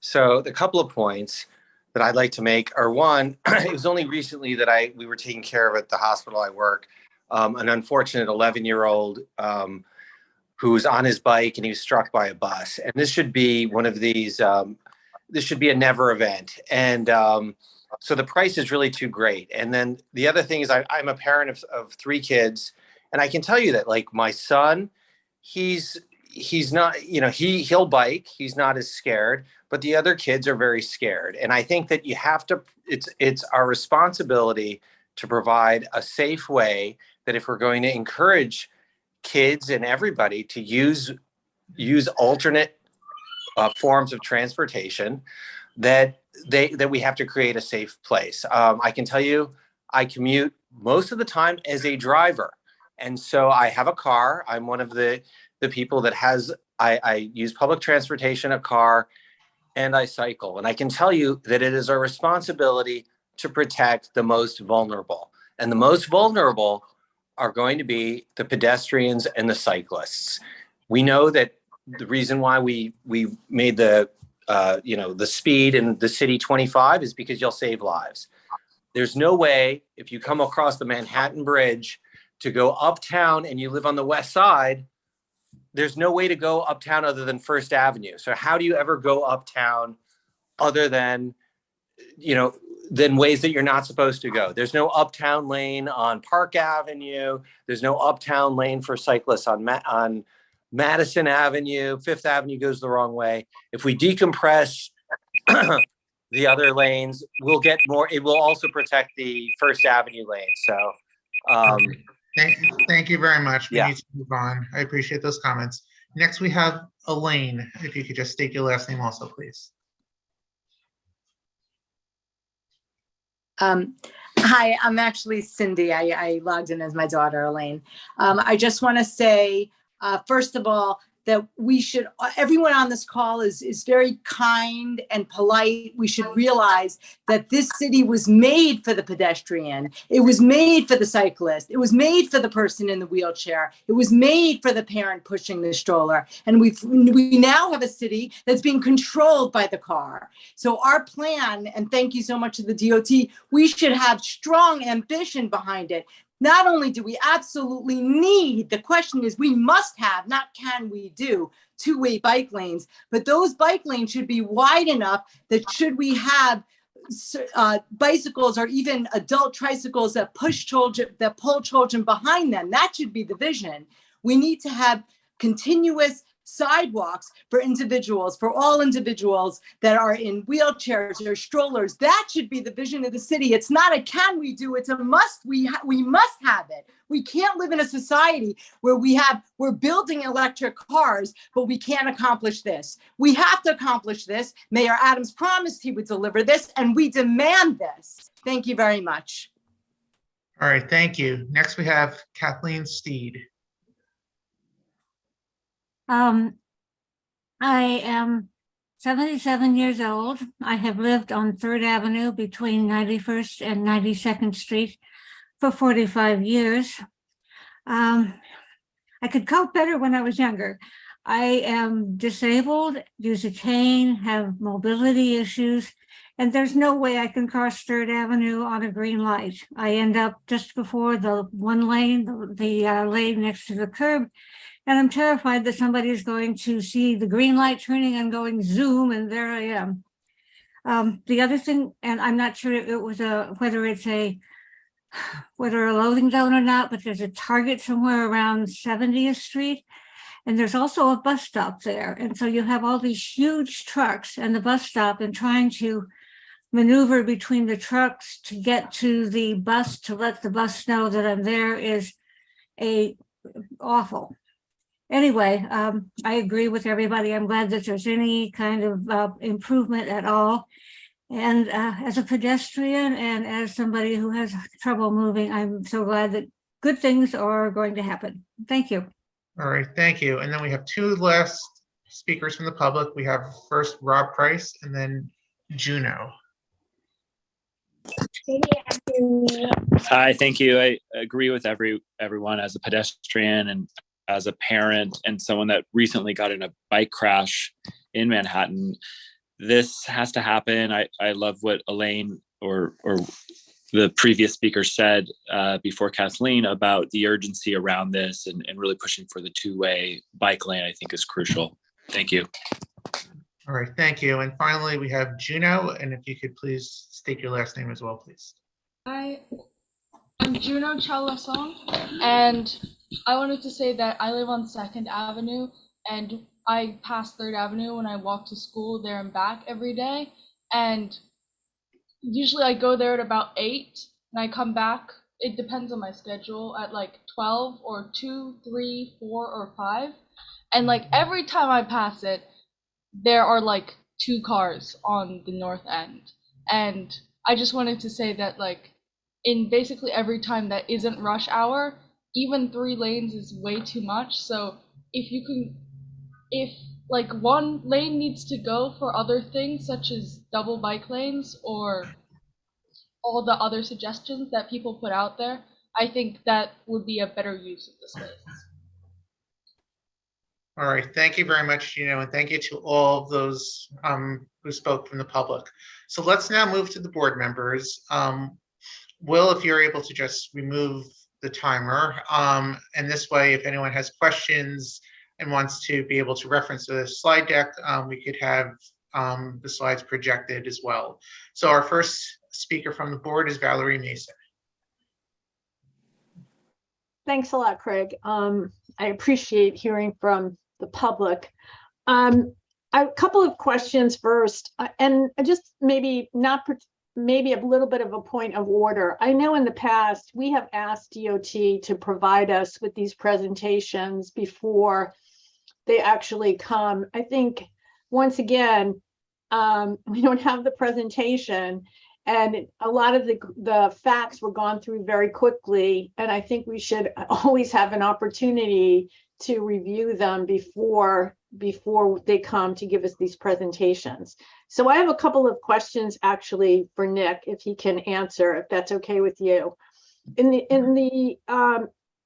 I'm very concerned about this because I have my neighborhood association covers the part of 3rd Avenue, which has the most number of pedestrian accidents and deaths. And I have been out there with Colleen and some members of the DOT a number of times.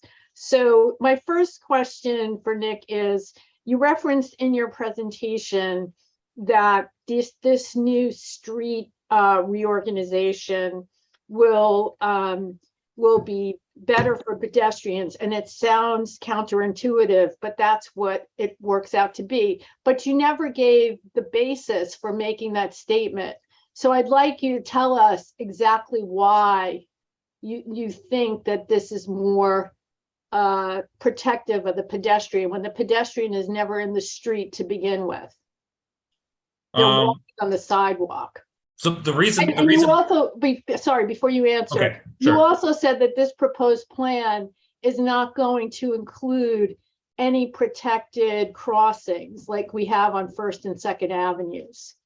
So how is this more protective for the pedestrian, counterintuitively? Does it make sense for me to share screen again? Yes. All right. So first, let's talk about this one. So the reason I say it has a bigger safety impact for pedestrians is because that's what first of all, because that's what the statistics tell us, that on average we see a 21% drop in pedestrian injuries. But what gives you the 21% drop? That's what I'm not understanding. What are you doing here? What are you implementing that gives you a 15% drop or a 21% drop? Yeah, it's a good point. It's not like just putting down green paint suddenly makes it safer for pedestrians. I think it's all the things that typically go with protected bike lanes. Like almost not every time, but almost every time we install protected bike lane, we're removing excess capacity from the street, right? Just like the 1st and 2nd Avenue projects, we're removing lanes of traffic that didn't need to be there, and that discourages speeding. So that's part of it. I think also shortening the crossing distances makes a huge difference. Right. Because the space between the pedestrian island and when you get across the street, that's really your like exposure to vehicular traffic. Okay, so you're basically saying that because the pedestrian, and not 100%, but you're basically saying because the pedestrian is not crossing from the real sidewalk, but now has moved beyond the bike lane and is in that little island. The fact that they are moving a shorter distance reduces the risk of injury. Right. It reduces the time they spend, the time they spend exposed to turning traffic. It also makes it easier for some people to get across. A lot of people struggle to make it across. Yes. Well, that's one of the real issues on 3rd Avenue and 72nd Street is to go through that. That is the most dangerous corner almost in Manhattan, 72nd Street and 3rd Avenue. And that's where one of the last fatalities occurred, where some woman or some crossing the street was hit by a bus on the left turn there. I went to that corner with members of the DOT after that accident, and they had installed traffic lights and the pattern, and no one had ever come to that corner to actually see whether the timing of the lights was correct. Never. Yeah. This is what makes me suspect. Everyone's very excited about this plan and everyone wants a safe New York, but I am seriously questioning, painted lines, because on that corner is one of those little yellow protected areas that you're showing in the intersection treatment. And what happens there on the corner, on the northwest corner of 72nd and 3rd, is that is not a protected area for pedestrians, because with pedestrians standing there, the bikes go through there like crazy. And nobody pays any attention to that yellow paint. And when we asked for Jersey barriers there, Colleen indicated that it would take maybe 2, and everyone who was there from the DOT agreed that those really needed some kind of real protection there, and that it would take more than 2 or 3 years to get those kind of barriers put in just on that one corner. Like, we could make a request, but it would take that long. And that was a corner where there had been a fatality. I'm sorry, you're talking about 3rd Avenue and 72nd Street? Yes, I am. Well, I wasn't at that meeting. No, I know you weren't, but I'm just saying. Colleen, Nick, let me address Valerie. It was myself and Danny, we were there. We Right. did look at the signal timing changes and we did look at the signage.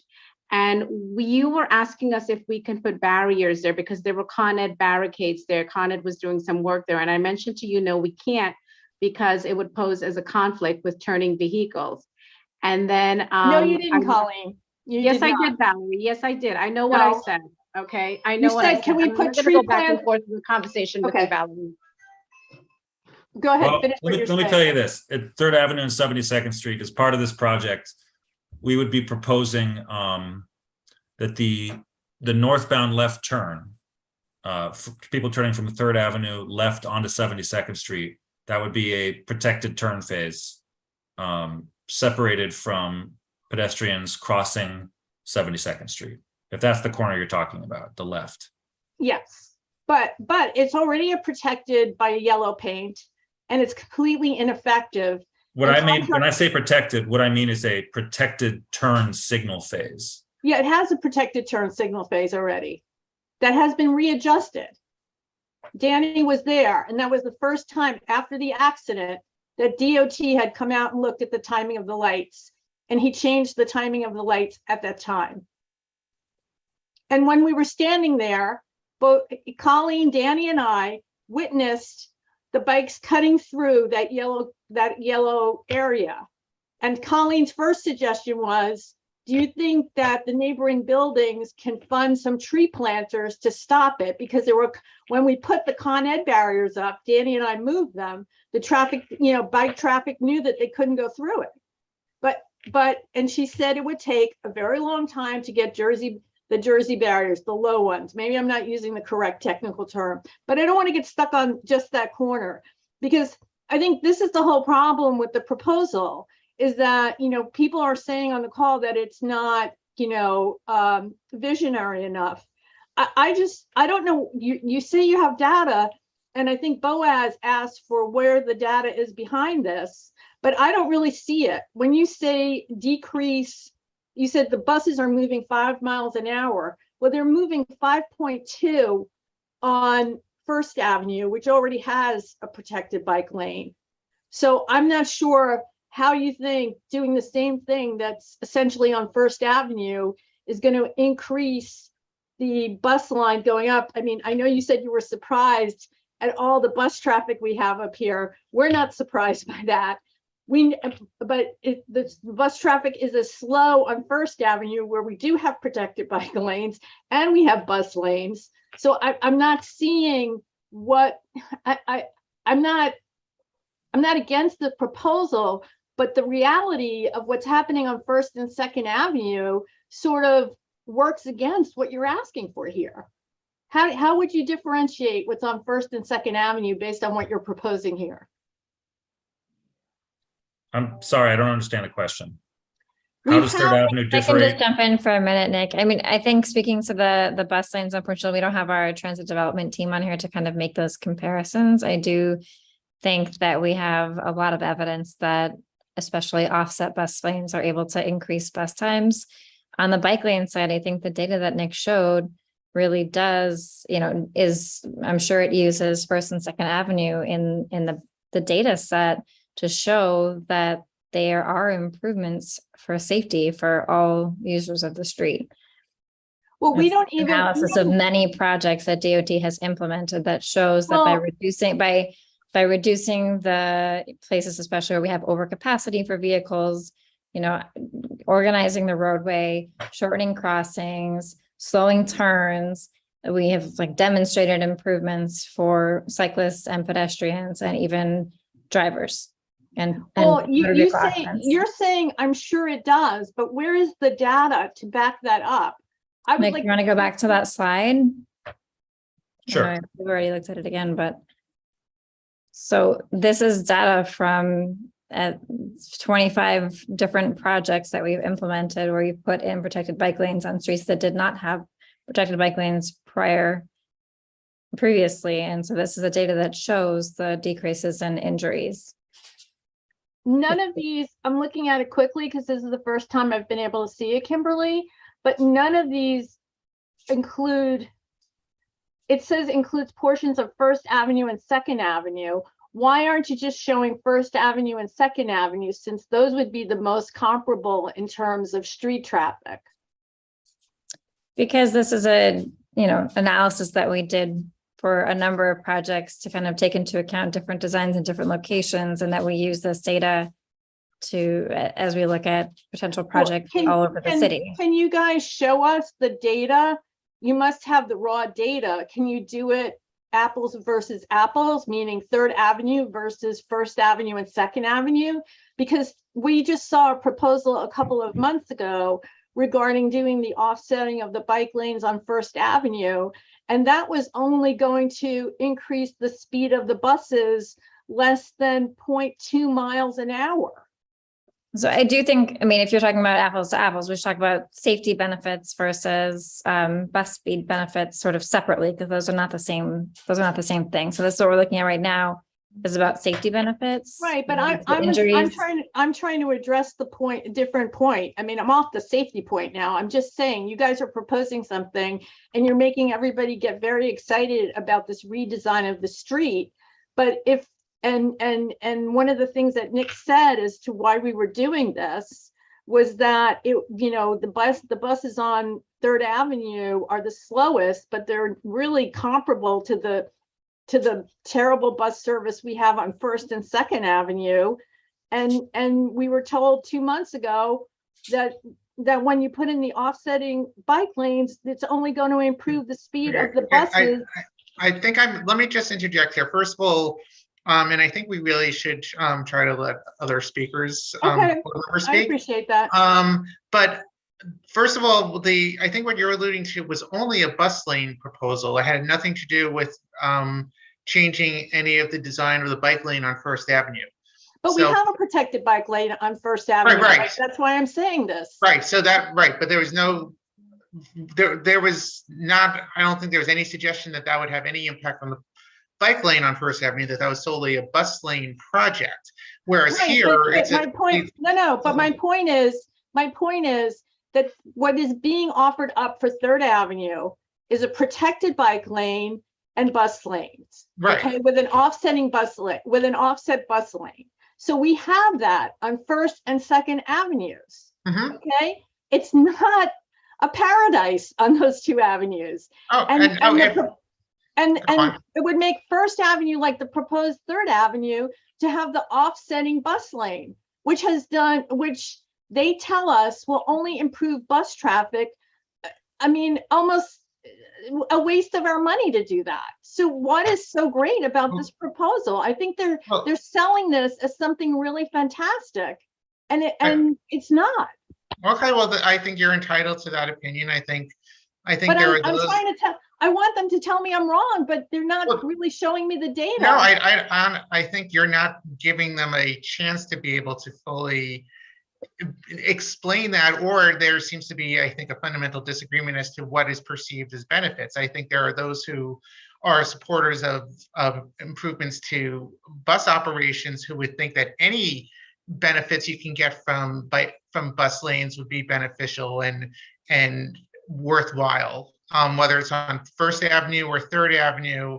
And I have to disagree. I remember that presentation very well. What they were suggesting was something much more than a couple of tenths of an increase in miles per hour. I think it depends on. No, they weren't. No, on they the metric. weren't. If you're looking at it from a full corridor perspective, I'm not sure what it comes out to, but there were some projected speed changes on First Avenue that were more than 2 miles an hour, and you could go back and check that presentation. Well, but I just checked it now, and that's what they I can said. just add one other thing to the bus piece is that I know that sometimes the speeds don't always seem so impressive for the amount of change that it is, but in addition to the increased speeds, we also do see increased reliability. And that's a really important part of service too. So when you have less bunching of buses and you have buses arriving as scheduled, that's also a big improvement for service, even if it's not a difference in time from point A to point B. And also that this, by pulling the offset bus lanes do also allow us to maintain the curb access, which was more of an improvement for Saturday. But I appreciate Craig trying to make your points for you. But no, I just want I think you are. sure that we're all being fair here, and I don't want. I think you have a different way of looking at it. I don't want it to be misrepresented, and I think there are two. I'm not saying. I don't want to discuss this any further. I think we should. Okay, I have one last question. Nick said that the implementation of this proposal will result in decreased speeds for traffic. So I'd like to know the data behind that. What are the speeds that he's seeing, and what do they think that will reduce the speeds to? Because quite frankly, I see an awful lot of traffic on Third Avenue, and I don't see the speeds that he's talking about. So I'd like to know what data he has that shows what the speeds are and what they think will, what is the basis of him making that claim? So I think maybe you misheard me. The goal wasn't to reduce speeds, but to reduce speeding, to reduce people illegally going over the speed limit. If that's the case, can you tell me how much over the speed limit is 25, correct? Yes. Okay. By the way, the reason the e-bikes can go in the bike lane is you can go in the bike lane as long as you're going under 27 miles per hour. But tell me then, you say decrease speeding. What are the numbers? I can't commit to a exact rate of illegal speeding decreasing, but we've seen on many other projects that average speeds have gone down, that speeding has gone down. When the occasional speeder is forced to wait behind the law-abiding majority. Okay, so you don't have any actual data from Third Avenue for that? No. Thank you. Okay, thank you. I appreciate your answering the questions. All right, next we have Kaz. Yeah, I'm going to try and keep it simple. Has DOT thought of moving the bus lane to the center of the avenue? If I remember correctly, 20, 30, 50 years ago, there used to be a center emergency lane. Now, if you move the bus lane to the center, you're not going to have double parked, turning cars, stopping the bus from proceeding in the bike lane as you do now. You won't have the bus will be in the center rather than not in the actual bus lane today. I'm seeing the bus never in the bus lane, but always in the lanes, the traffic lanes. Having the bus lane in the middle would also speed up the fire department, the emergency vehicles, and any other emergency vehicles traveling. This way you could reduce the 3 lanes to 2 lanes of traffic, increase the sidewalks, increase the bike lane, and that would be, to everybody's benefit. Also, we're talking about pedestrian fatalities. Have you ever seen pedestrians crossing against the red light? Have you ever seen pedestrians go when the green light is on, but the don't walk sign is on? Sometimes the pedestrians are also at fault. And having the bus lane in the middle, when the walk sign turns on green or yellow or white, whatever color it is, but the light is still red, the bus can proceed if there's a stop just past that red light. So I would, recommend to DOT to seriously look at having the bus lane in the middle. Thank you. That's an interesting point.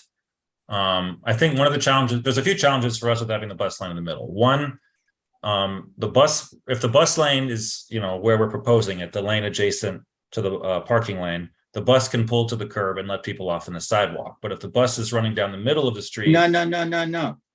When the walk sign, if there's a stop just beyond the stop sign, the walk sign comes on now, and pedestrians can walk before the traffic gets the green light.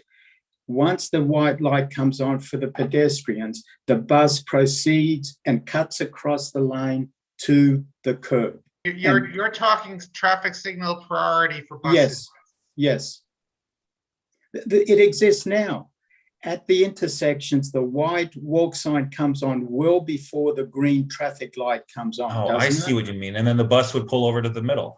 Correct. From the middle to the other side, to the bus stop.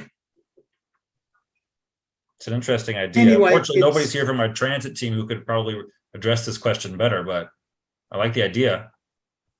Well, there used to be the emergency lane many 80s, 90s, or whenever, when I first came here, the center lane was the emergency lane, correct? Right, they would write fire lane on it. Correct. So why not move it back to the center? You have the cars turning in the bike lane. You have the cars double parked in the bus lane. The bus stops. It has to pull into the traffic, therefore holding up all the cars behind the bus. So having free access to turn for the cars would speed up your buses, would speed up the cars, would speed everybody, and everybody would be happy. And you would have 2 lanes of traffic, bigger sidewalks, more bike lanes. Everybody would be happy. Anyway, something to consider. Yeah, Kaz, I could probably partially answer that question just because I do bus operations. The less you can have a bus change lanes and maneuver around on the streets, the better. Signal priority is entirely possible and can be done from any lane that is considered a bus lane at the intersection. So that is something that I think is a worthwhile suggestion that we can see if DOT would be able to implement at key intersections where there are opportunities for it to really have significant travel time savings. But my understanding is that a middle lane is sort of an antiquated approach to bus operations. And right now, from a safety perspective, you want to have predictability, and especially when you have a bus lane in place, you want to keep the buses in the bus lane as much as possible. And if they're going to move, just to move out a single lane. But when the Yeah, I light guess I turns, just to build on. no, but when the light turns, if there's a car in front of the bus, even if you have the bus light on, the bus can't go. Right, If but you have a car, I hear what you're saying, and I think, and Nick and Kimberly can expand on this, but I thought the presentation had contained certain intersections where there would be an exclusive turn lane for cars, which in theory would enable a bus to have its own lane if single priority were to be implemented. well, anyway, it's something to. Just think gonna say, about. I think that makes sense where if they're hitting a red light, but in a lot of cases, we assume that they would be going through the intersection at a green light. And if they're, you know, several lanes away from the curb, that's gonna be problematic when they want to pull to the curb. They're only one lane away from the curb. Anyway, let's not burn, let's move on. All right, thank you, Kaz. Next, we have Rebecca Dangor. Hi, I have a couple questions and comments, but before I get to that, I want to make a friendly request of my other committee members, which is if we're going to discuss an additional downtown bike lane, we separate that from the actual approval of this proposal, because I think some people who might support it would not be in favor if it included a two-way bike lane. Before, my first comment is about, I wish there was a better photo of the pedestrian, of any protections pedestrians would have when they're crossing 3rd Avenue because of the bike lane, because I understand there's a parking lane right on the other side. And my big concern, just based on my history, I'm on 3rd Avenue a lot. There's, as people have mentioned earlier, a lot of double parking by trucks, and it's very hard to see what's going on what would be going on in the potential bike lane if there's not a designated kind of protection buffer. So that's my main concern. And then my second question is or more comment. I just wish, I understand you might not be able to share certain presentations to the public ahead of when your office is scheduled. I would just request in the future if maybe we could organize a way to make sure they're distributed to committee members, because it's really hard to kind of vote or think about substantial questions without having access to the proposal.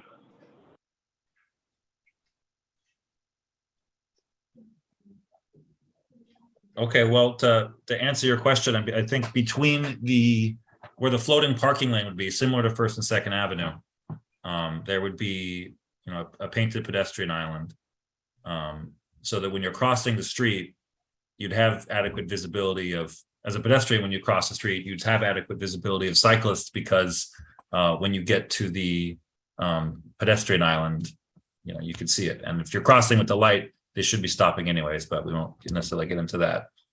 Yeah, no, I think, again, as people mentioned earlier, it's just the amount of double parking on that avenue specifically, especially in the 80s, is insane. And I'm kind of worried about how this would affect it without mitigation, kind of a mitigation process to deal with the continued double parking. So I also agree with Craig that I would love to get an update on the other implementations that we spoke about earlier in the year, because it's still a problem there. And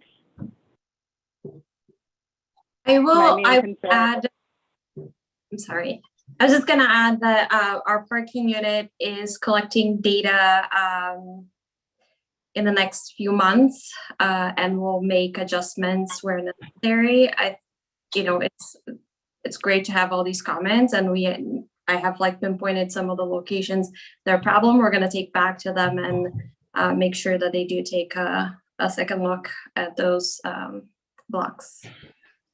yeah, and lastly, on York, where the protected bike lane is, those little, I'm blanking, I apologize, I'm blanking on the term for the actual in between sidewalk, I want to call it, if you know what I'm talking about. I would be interested in seeing where, especially on busy intersections, especially 72nd Street on 3rd Avenue, where we could utilize that type of design.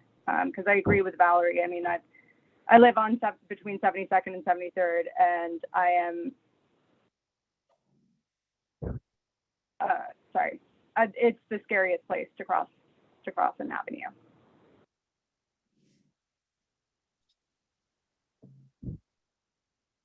All right, thank you, Rebecca. Just quickly, two questions I was hoping you'd clarify. First, are there any plans for any bike signals that were in there? Yes. The locations where we would be separating the bicycle and pedestrian phase from the turn phase. So that's probably going to be, the major cross streets like 66th, 72nd, 79th, 86th, and 96th. But elsewhere, as long as cyclists have adequate visibility of the signal, we wouldn't install a dedicated bicycle signal. Okay, great. And then in terms of the safety improvements to pedestrians, I thought I had read that part of the reason that bike lanes protect pedestrians is because of the predictability of where bikes are, and pedestrians are more aware of where cyclists are biking when the bike lanes are in place. Is that correct? Yeah, there's some other points I didn't get to before. So there's the general predictability that the roadway is more organized, and that you don't have, let's say, 15-mile-per-hour bikes and 25-mile-per-hour vehicles, jostling and passing each other. So it all becomes a little more predictable. The other point I think that I didn't get a chance to say was that at the heaviest turn conflicts, at the places where the vehicular turns are the heaviest, we tend to, as part of a protected bike lane design, mitigate those turn conflicts with signal phasing, either with a dedicated turn phase or, there's a few other ways to approach it. But those are always a part of a protected bike lane scope. And I think it's all those different elements that contribute to the safer environment for pedestrians. All right, thank you. Next we have Billy Freeland. Good evening, everybody. I just want to start by saying I'm calling from a vacation in Europe, and I only say that because I want to kind of underscore how important I feel like this subject is right now, and it's long overdue, which is why I'm here as opposed to asking for an excused absence from Craig.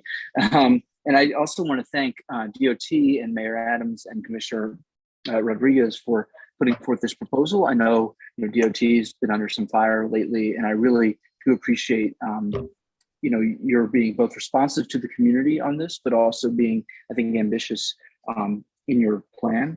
And I'll get to that in a minute because I do think we could have a little bit more ambition, but I think it's a really strong start. I want to begin with what I've said at meetings before, but I just do want to reiterate it. How this has affected me personally. I live on 86 between 2nd and 3rd, and I frequently want to go ride my bike in Central Park. And the way to get there is I would go, 86th Street, west on 86th Street, and I turn up 3rd Avenue. And every time I'm on 3rd Avenue, I feel like I'm putting my life in danger, frankly. And I'm often riding, as close to the sidewalk as I possibly can get. But I often find myself, coming up against double parked, sometimes triple parked trucks and vehicles. And it's a hazard. It really is dangerous. And so this is going to be so important for so many people. And it's in the data, right? The data show that this corridor, as DOT said, is a really high priority given I think it is 6 fatalities from crashes we've had over the last few years. I do want to kind of maybe reiterate some of what members of the public have said, perhaps in some order of priority. I do hope that any further iterations of this plan will have more on accessibility and accessibility improvements, whether that's wider sidewalks and making sure that our sidewalks are complying with what's required under the ADA, but also making sure that, for example, at intersections, at crossings, that we have, non-visual crossings for people, for example, who are maybe low vision. We need to be thinking really, I think, ambitiously about what accessibility is going to look like on 3rd Avenue. I also hope DOT can come up with some more ideas on how to widen our sidewalks, create more green space, more space for people. Third Avenue is a very wide avenue, and I think there's more space to be imaginative with, so to speak. Next, loading and unloading zones, really going to be crucial to making sure that this works and making sure that we avoid some of the double parking issues. And then lastly, the idea of a two-way bike lane is one that I'm sympathetic to. I don't think we're going to end up having it in a resolution, probably, because it is somewhat, invites some controversy, but we need answers for people who want to bike downtown without just relying solely on Second Avenue. If you live on Fifth Avenue, if you live in Park, for example, for a lot of cyclists, it's simply inconvenient to go all the way to Second to get downtown. So we do need more bike lanes on what I would call the western half of the Upper East Side. Let me, I guess, make one last point and then a question or two, and I'll try to limit that. The last point is I really wanted to emphasize this idea of there should not be delay here. It's important that you're asking for our input, but this is a really urgent issue that's going to save lives when we implement protected bike lanes, and it's going to make people's commute a lot easier when we implement the offset bus lane. So I would urge DOT to act with alacrity. But to that point, and here's my question, one of two for DOT. Could you implement a plan that's basically what you proposed and then come back to us in the future with ideas for how to widen sidewalks, how to create more accessible pedestrian crossings, how to improve loading and unloading zones? In other words, could we do this in phases where you implement what you've presented today, but still leave room for the other changes that members of the public have urged you to consider? Or does it all kind of have to be done at once for this to really work? No, what you describe is kind of the way things ideally work, where we start out with what we call an operational project, where we're using mostly temporary materials. We're not rebuilding the street from scratch. We're not digging up utilities. We're just using, paint and bollards and barriers and signal timing to achieve sort of a temporary design. And then from there, we'll start to scope out a capital reconstruction of a street, which is much more expensive, vastly more expensive, and has a much bigger timeline because it involves, regrading the street and thinking about sewers and all the different utilities and kind of making it all make sense. But when you have that kind of scope, then we can really think about playing with drainage and moving curbs and doing a lot more of the things you talk about. Great. And then my last question is, we've heard some members of the public talk about accessibility and the importance of accessible sidewalks and streets. So to what degree have you already considered accessibility in this plan? To what degree in your, internal discussions are you thinking about updating, crossing signs and making sure that for pedestrians who are low vision, that there's proper, non-visual crossing technology, widening sidewalks and so forth? How does that come into play in what you've discussed so far? So I think just generally, as we're designing it, we're thinking about the Americans with Disabilities Act and making sure that we comply with it. Specifically, but some of the specific things you mentioned. So a lot of the DOT has been dedicating a lot of resources to upgrading pedestrian curb ramps all over the city. And part of that is that they meet the ADA standards, they have the right drainage, and that they have detectable warning strips. So the sort of tactile warning strips so that the visually impaired can know that they're at the edge of the pedestrian space. There's also been a big push to install what are called accessible pedestrian signals. And those are, you've probably seen them around town. Some places, those are the pedestrian signals that have an audio element to them and a tactile element to them. It's complicated. You really have to rip the street up and dig new conduit and rebuild it kind of from scratch, but we're doing more and more. I think we were told to do 500 a year.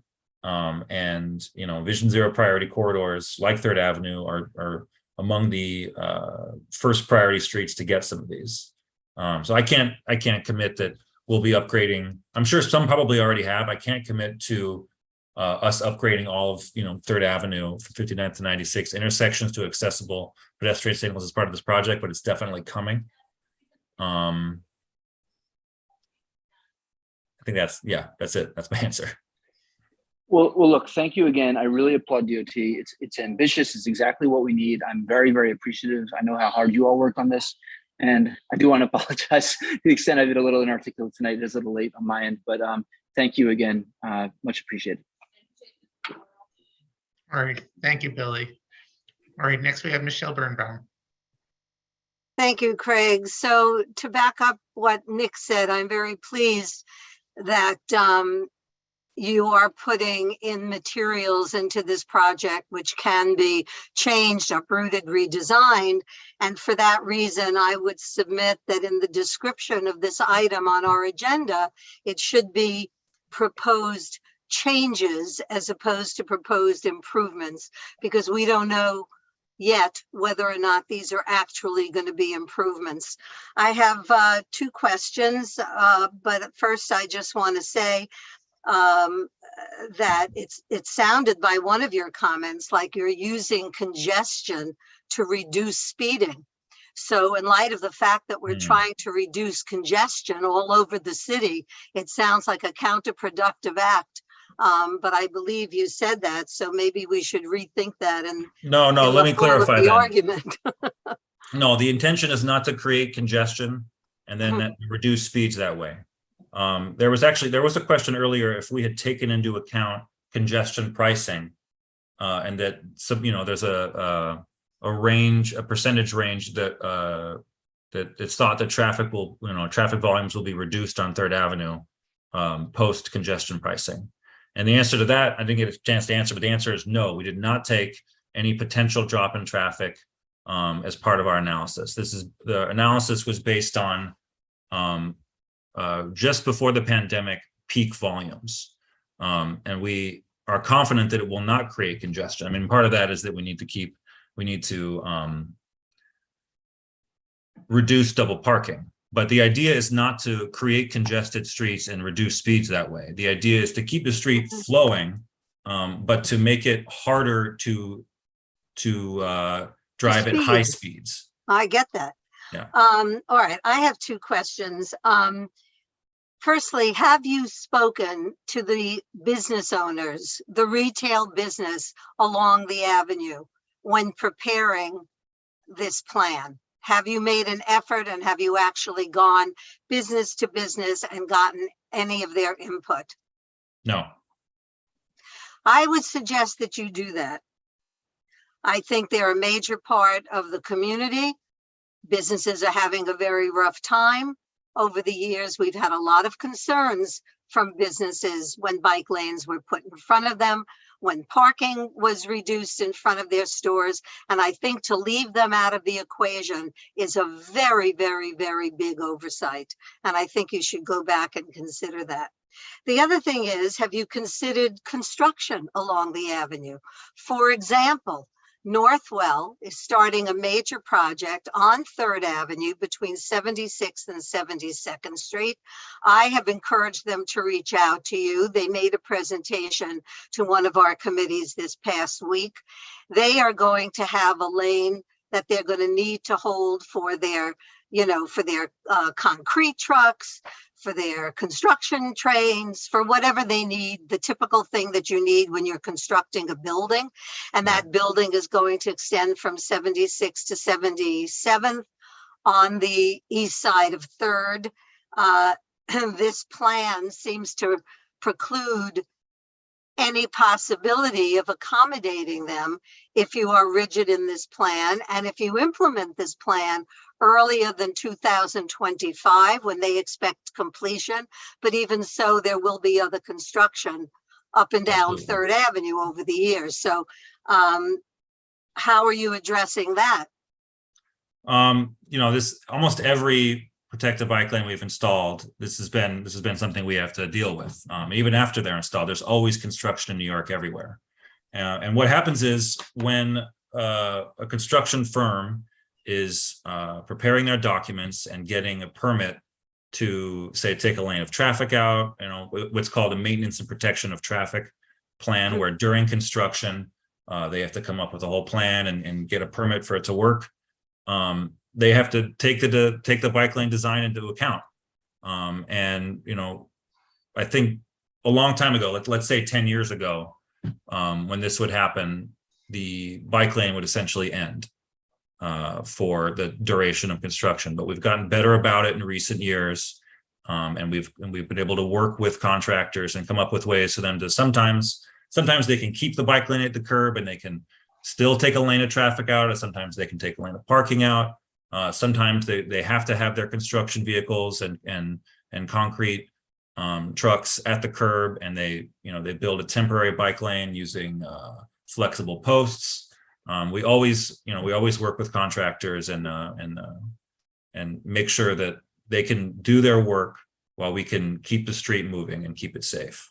All right. Well, I realize it's a collaboration, and I encourage them to do that as well. But I think it's really something that you have to take into consideration.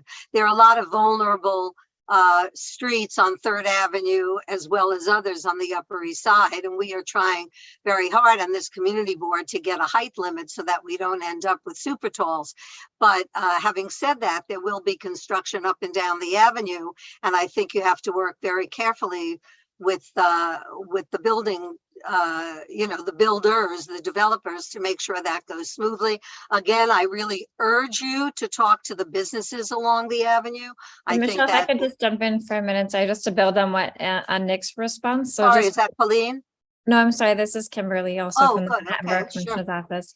Sure. Just that for the construction, I mean, it is certainly for an avenue or a project this long, we would expect to see some construction along the way. And we have a number of projects where we've had to implement with construction, including like the Grand Hyatt on Lexington Avenue right now. So we're very familiar with how to work around that. In some cases, we do have to wait for construction to be completed to be able to put in the final design and work with the developers to get those designs in place. So it is something that we do. It's hard to say like at this moment in time exactly what steps we need to take, but as we move towards implementation, we certainly that is part of our process. And then on the businesses, I think, in a project like this, we often come to community boards first and look for you all to guide us and point us to some of the key stakeholders along the corridors that we need to speak with. I think if there are certain places where you think that there are businesses that have particular needs, we would love your input so that we can do direct outreach to them. I think it's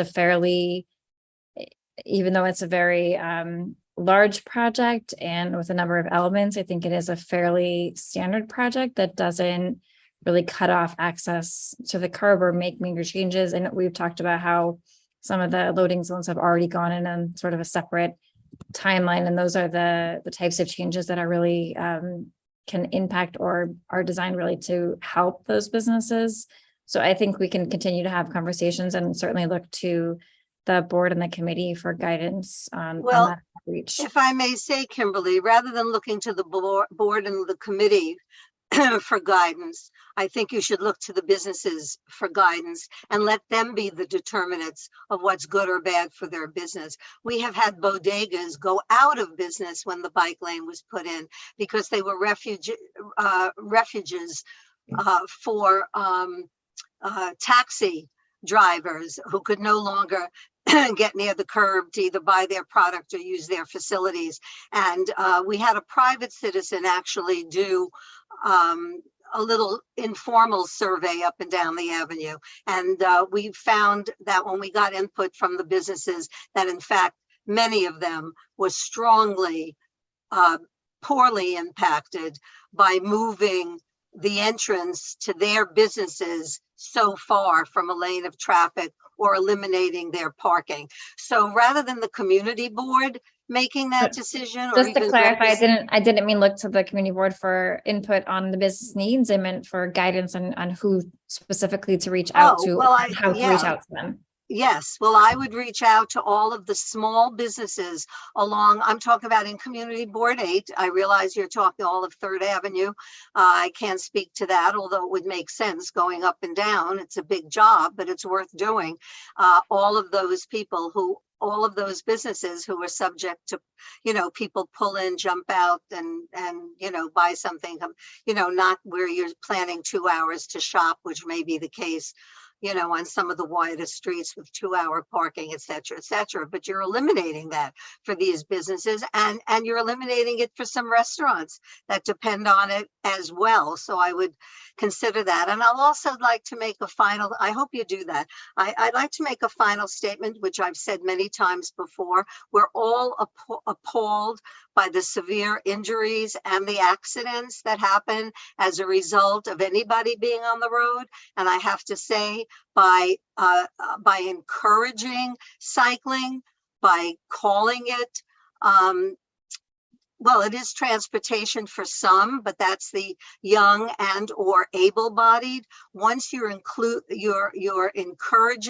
the amount of divergent vehicles on the road, you are increasing the likelihood of accidents. And one day I'd like to see a study on that, the ratio of the increase of cycling, skateboards, all those other kinds of vehicles on the road, and how that proportionately leads, because they're the bottom of the pecking order. So if there's an accident, the pedestrian and the cyclist is on the wrong end of the stick. So they, of course, are the most vulnerable, and it's the most disturbing for them. At any rate, thank you for being forthcoming and for being here and for showing us this plan. And I look forward, I have a feeling it will be implemented, despite the thoughts of some of us. If it is, I look forward to going back to it, to seeing if it achieved what you hoped it would achieve. So thanks very much for your time. All right, thank you, Michelle. Next, we have Paul Crickler. Thank you, Craig. Craig, I have one question for Nick. Am I allowed to ask that and also propose a resolution? I want to make sure I'm doing the right thing. I think you should, if you're going to propose a resolution, you should do that first. Okay. My resolution, if I can do it now. Yeah, yes, and then if seconded, you can speak to it. Okay, go ahead. Not very long. I'm just going to the last bit, not the whole whereas and stuff, just the final bit.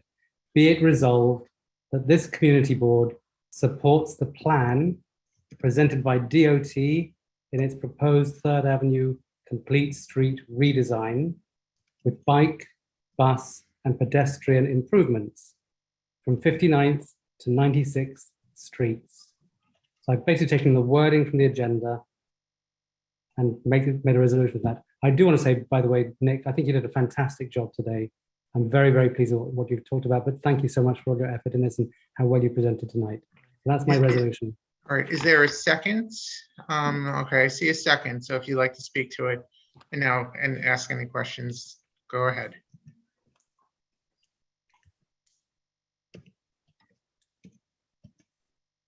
Paul? Sorry, what are you asking me to do?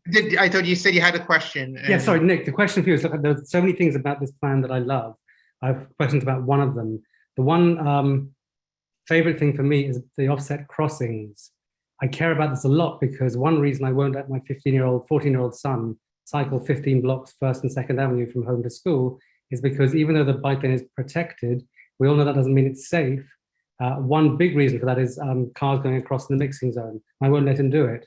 But I believe if we have offset crossings, it substantially reduces the risk for him. So my question is, I'm hoping the fact that you're launching this plan with 60 of them all the way up and down the whole corridor that you're doing, that hopefully that's signaling that DOT will go back and retrofit other ones, in particular 1st Avenue and 2nd Avenue. Any comment on that, please? Yeah, and thank you for that. Well, first I want to reiterate a thing that not everybody necessarily agrees with, but statistically, we've reviewed mixing zones, which I know they're a lot less popular. People riding bikes feel less comfortable with them, but the crash stats on them are actually pretty good. So they might feel dangerous to a lot of people, but statistically they look pretty good. That said, we know that comfort does matter. If we want to make this a more of a bike-friendly city, it needs to be safe and comfortable. We do have a process. We've been upgrading, or not, I shouldn't say upgrading, but we've been changing a lot of mixing zones to offset crossings. Maybe this is too much information. Kim, feel free to stop me. But often what happens is we take advantage of a resurfacing. as a time to quickly collect some data and make the upgrades. And that's not to say that we couldn't do it otherwise, but that's generally the process we're taking, unless there's an intersection that we're seeing a serious operational issue with. Thank you. Speaking of somebody who rides those avenues a lot, I don't feel comfortable or safe doing them, but I'm not the one we're aiming at. We're aiming at the 85% of people who don't ride bikes, and they don't want to come in there. So I take your point completely. Thank you very much for everything. Thanks. All right, thank you, Paul. Next, we have Judy Schneider.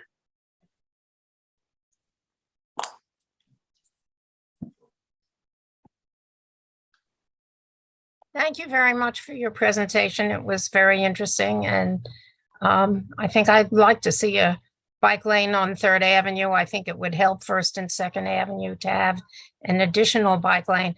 I have 2 questions, one that doesn't really pertain to this, but as far as this goes, does the DOT, which city agency is responsible for getting the rules out to the people who ride bikes? Because I live right on 1st Avenue, and what I see a lot of is bikers going both ways in a one-way bike lane. So is that a DOT responsibility? Or is that a police responsibility? Whose responsibility? I think it's a mix, right? So we at DOT, of course, try to do education through, handouts and events and information on our website and those kinds of things. We also try to design and install markings and signs that help to indicate how the facilities or roadways should be used. When it comes to enforcement, that is PD. Well, that's the police, I guess. But I just recommend that when you do open this bike lane on 3rd Avenue, that you're out there with lots of materials to get the bikers to obey the laws. I think the bike lanes are good if the bikers obey the laws, but when they go right through the light and you're supposed to be crossing, it sometimes becomes a problem. But I'd also like to ask Nick if you would take this back, because you mentioned it in your opening comments, so I feel I can ask this question. You mentioned the bike lanes on 61 and 62, the crosstown bike lanes.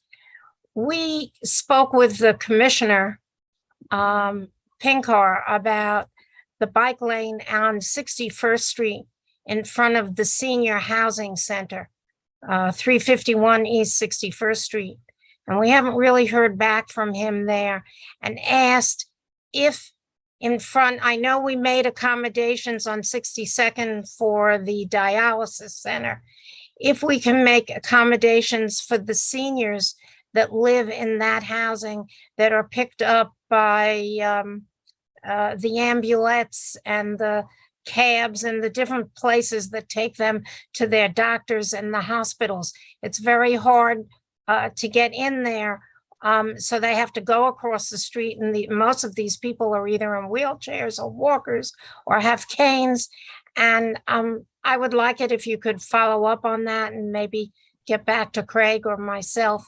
If something can be done on that piece of the block, it's almost near 1st Avenue, to allow the ambulance to get in there and service the people who live at 351 East 61st Street. We did speak to Commissioner Pinkar, but he hasn't gotten back to us on that.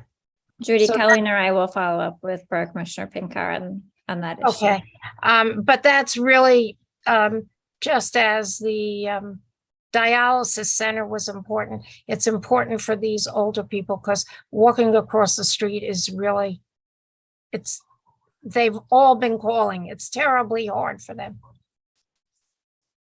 Thank you. Thank you for reminding us. All right, thank you, Judy. Next, we have Barbara Rudder.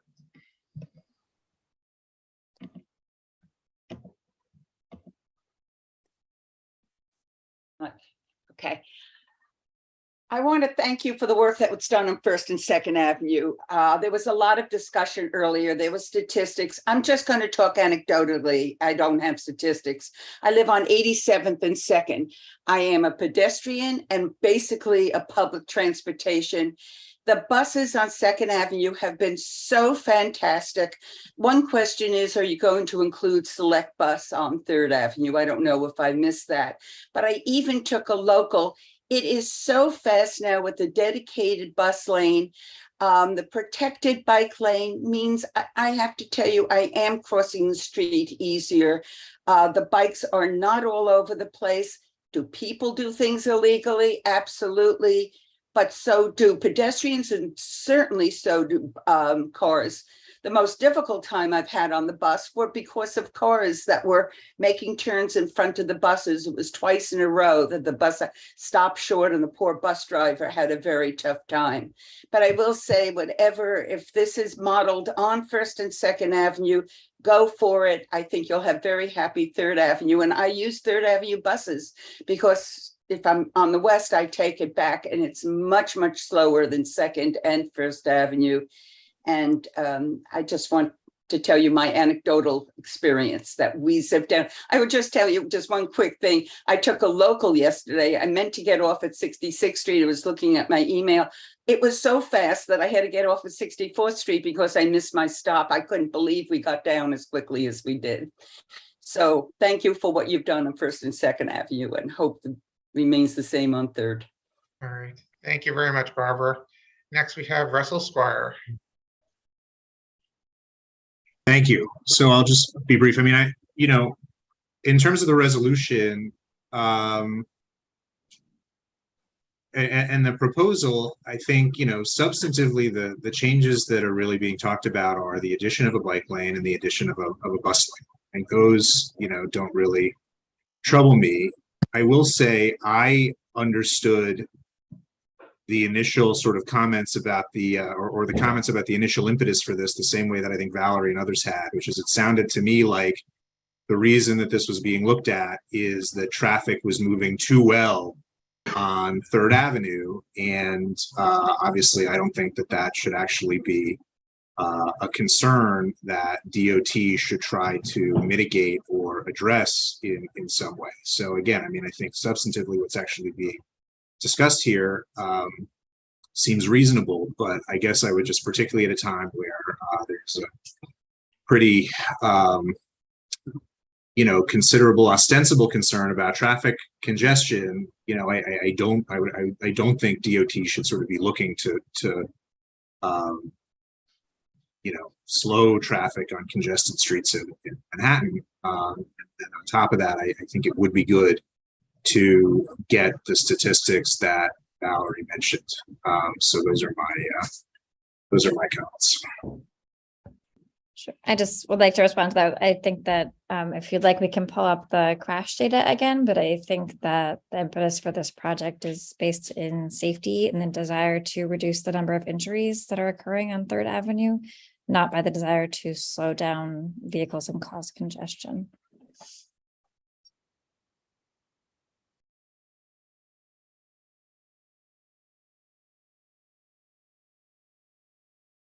Are you sharing the presentation? Are you okay? If you'd like to see the video, yes. Yeah, no, I thought you had asked Kimberly for, there we go. I'm sorry, the actual crash data, Nick. Yeah, this one. I think this is really what's driving the project. Right. And then once we see stats like this and we go, we dig into the crash data and we do observations and we say, oh, there's excess vehicular capacity here. That's a big red flag for us. The combination of excess vehicular capacity and high pedestrian injury and fatality rate. Yeah, well, look, I share the concern about the accidents and the fatalities, and I think to cut down on that, I think the idea of excess vehicular capacity, say for people who drive on Third Avenue,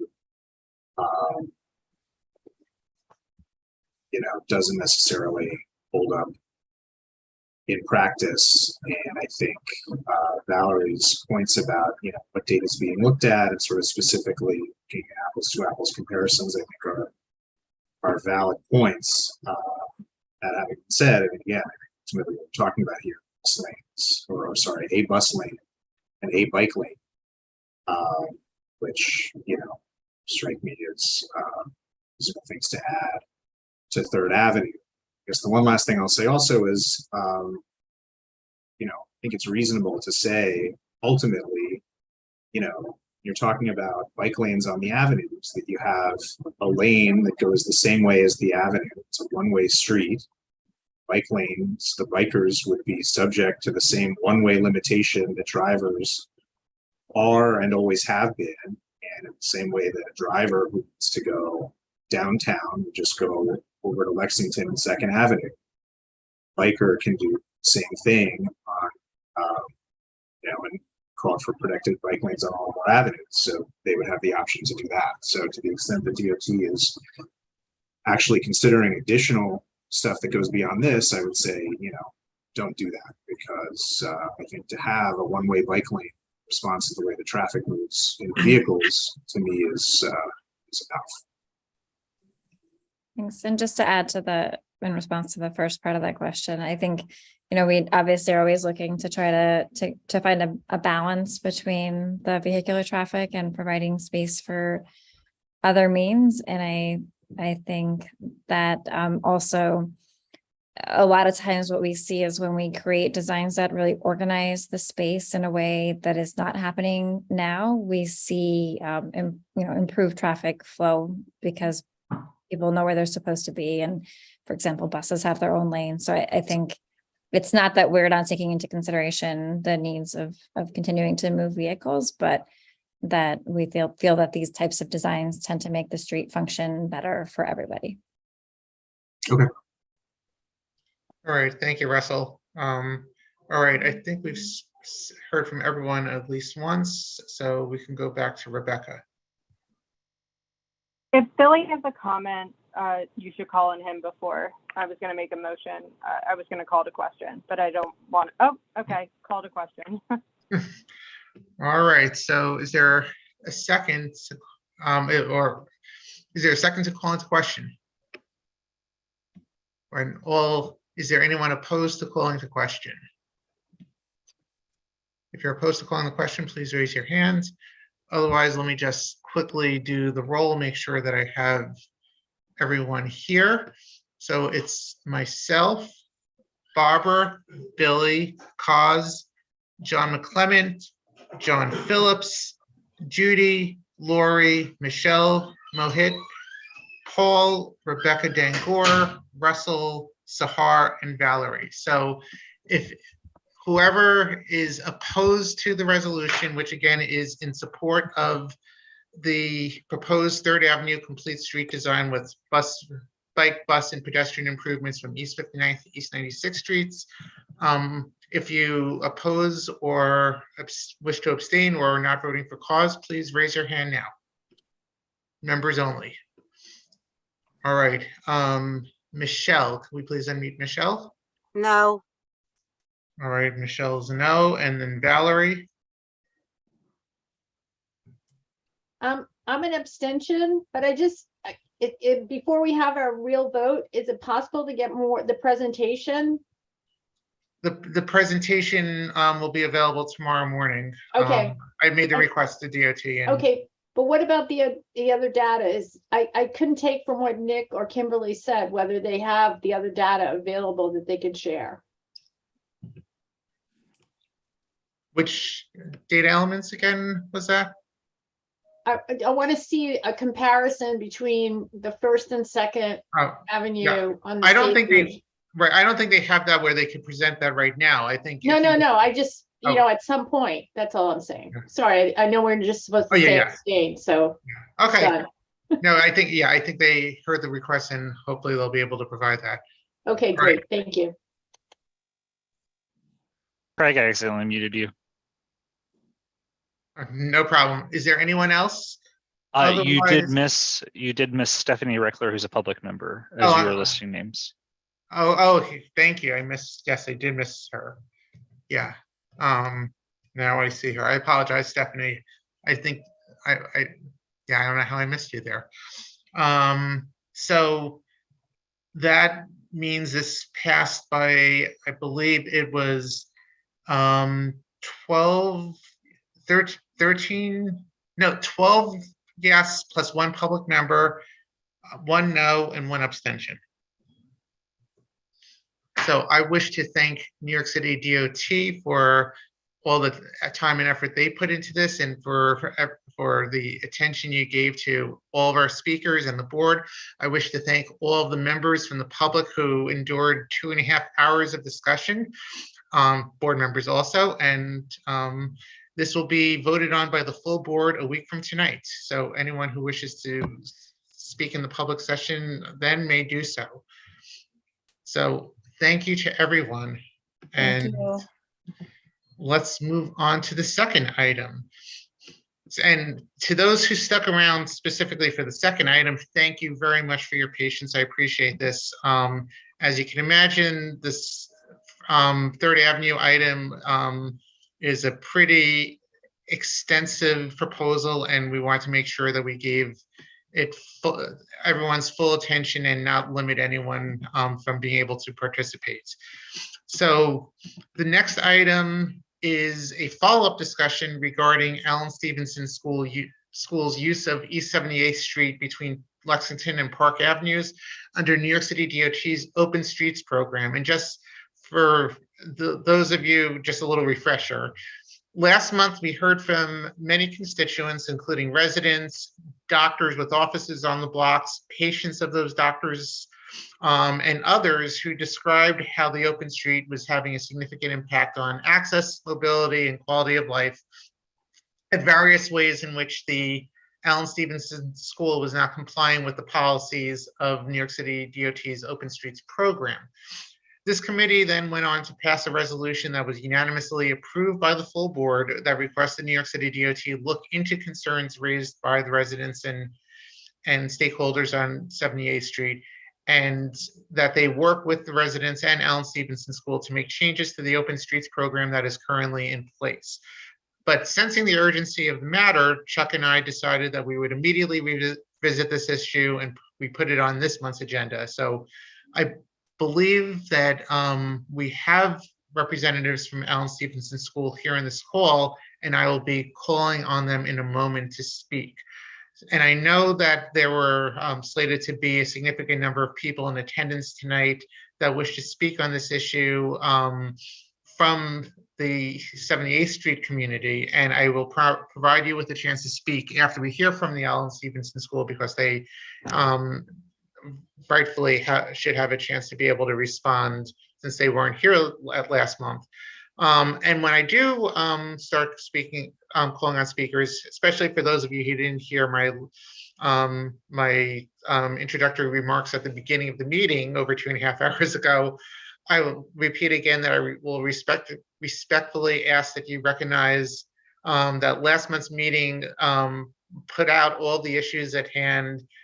So if you could please try to keep your comments concise and ideally avoid repeating points that have already been made by others or that had been eloquently described last month. For those of you who also weren't aware, because of the time right now, I may have to once again put in a 2-minute limitation for public speakers and to limit speakers to just one opportunity to speak, especially given the late hour. So with that, is there anyone here now? If you're here from Allen Stevenson School, can you just raise your hand so we can recognize you and unmute you? We've actually unmuted already the two representatives. Oh, I'll let them perfect. introduce themselves though. Yes, if you could please introduce yourself. Well, good evening. I'll be the first speaker. My name is Duncan Lyon. I am the head of school at Allen Stevenson. Thank you for the opportunity to speak tonight. We take the Open Streets program very seriously. We're grateful for the program. We think it's good for kids. We also think it's important that we be good neighbors. We are aware of no life safety concerns. We're not aware of any concerns from fire, police, or emergency services. We are in program compliance. I'm not happen to be on the street most every day. We do believe in access for bicyclists and for those who are attending doctor's appointments, for instance, on the street. We believe in full access for them. And we think that we are in compliance and we're an appropriate intensity of use for the neighborhood. As I said, we do believe in being neighborly. I imagine the commissioners on this call would prefer that these issues be worked on between the school and the neighbors, and we're happy to do so. We've met twice with Brian Verona last night. After a board meeting, I met with Jacques Lindbaum, all to talk about ways that we can make the neighbor experience better while preserving the Open Streets program. So to talk a bit more, I want to turn your attention to our longtime security director, Chris Acerbo, who I dare say knows most everyone on the street, and as a retired NYPD captain, is a treasure not to just our school, but to the entire block and the entire neighborhood. So Chris, take it away. Thank you, Duncan, and good evening, everyone. As mentioned, my name is Chris Acerbo, and I am the Director of Security at the Allen Stevenson School, which is located at 132 East 78th Street between Park and Lexington Avenues. And let me start off by thanking Community Board 8 for giving the Allen Stevenson School an opportunity to respond to the concerns regarding the 78th Street Open Street program from the September 7th transportation meeting.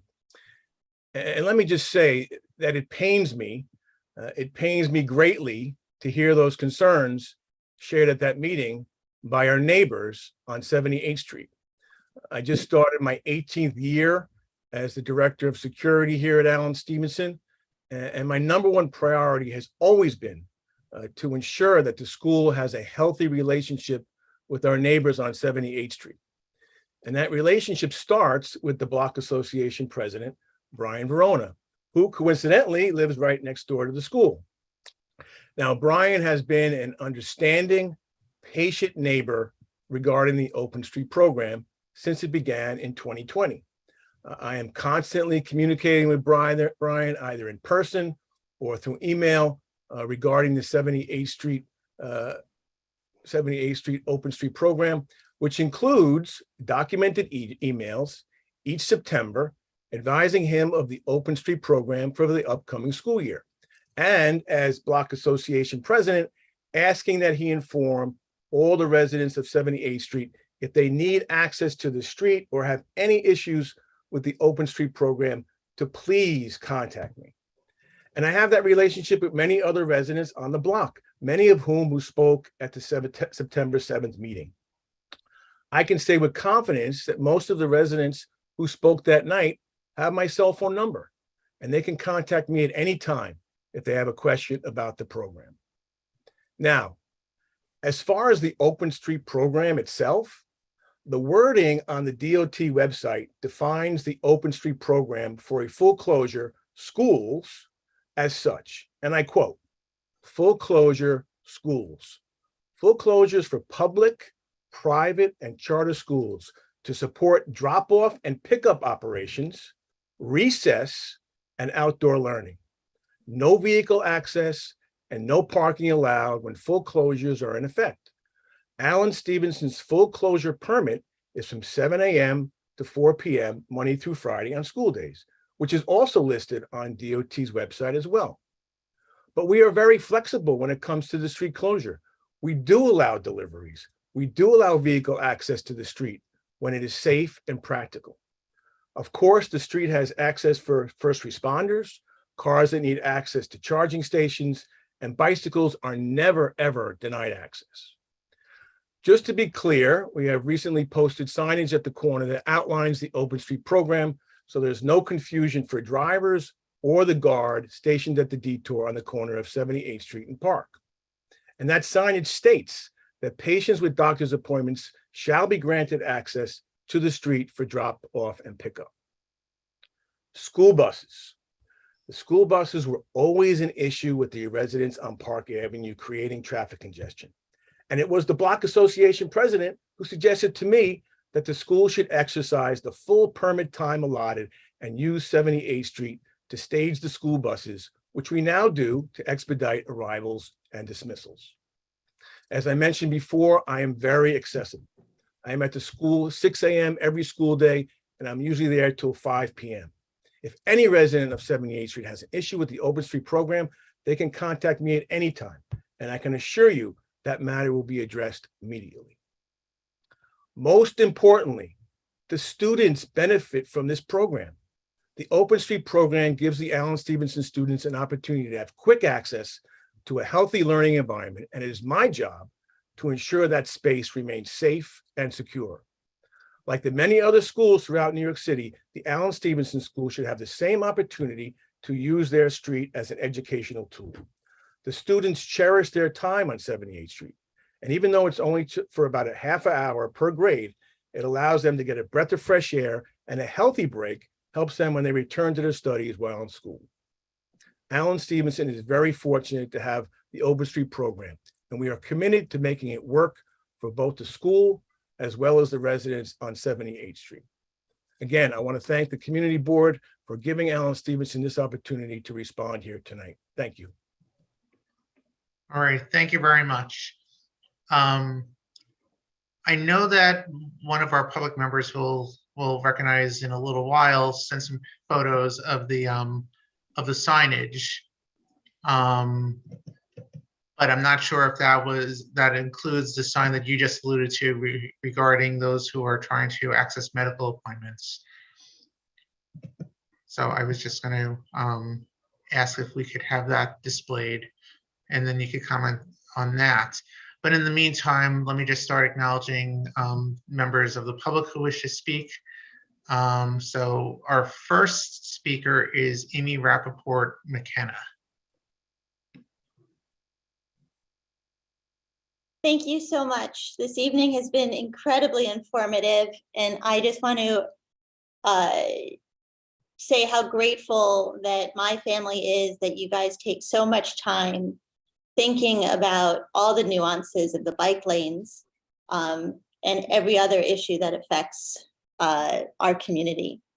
My name is Amy Rappaport McKenna, and I reside at 885 Park Avenue at 78th Street. We just completed a major gut renovation to our apartment. The demolition began in October 2021, and we moved back into it this past July 2022. Our project was completed on time, except for some supply chain issues. Our contractors and their subcontractors had no issues whatsoever with Allen Stevenson street closure. The whole project was seamless. I'd like to read a letter that our general contractor of MCI shared in writing with us to read at this meeting. He writes, "To whom it may concern, MCI recently completed work on an extensive renovation of an apartment at 885 Park Avenue. The project was a full-scale 4,000 square foot gut renovation. The service entrance to the building is located in the middle of 78th Street between Park Avenue and Lexington Avenue. It was very easy to work with the team at Allen Stevenson and coordinate what we needed in regard to parking regulations, accepting deliveries, and exporting materials from the job site. Our team and our subcontractors never experienced any issues or delays in coordination with demolition removal, raw finished material deliveries, and various day-to-day activities. MCI was able to meet the building regulations and complete the project on time. Sincerely, Mentor Jajaga, President of MCI."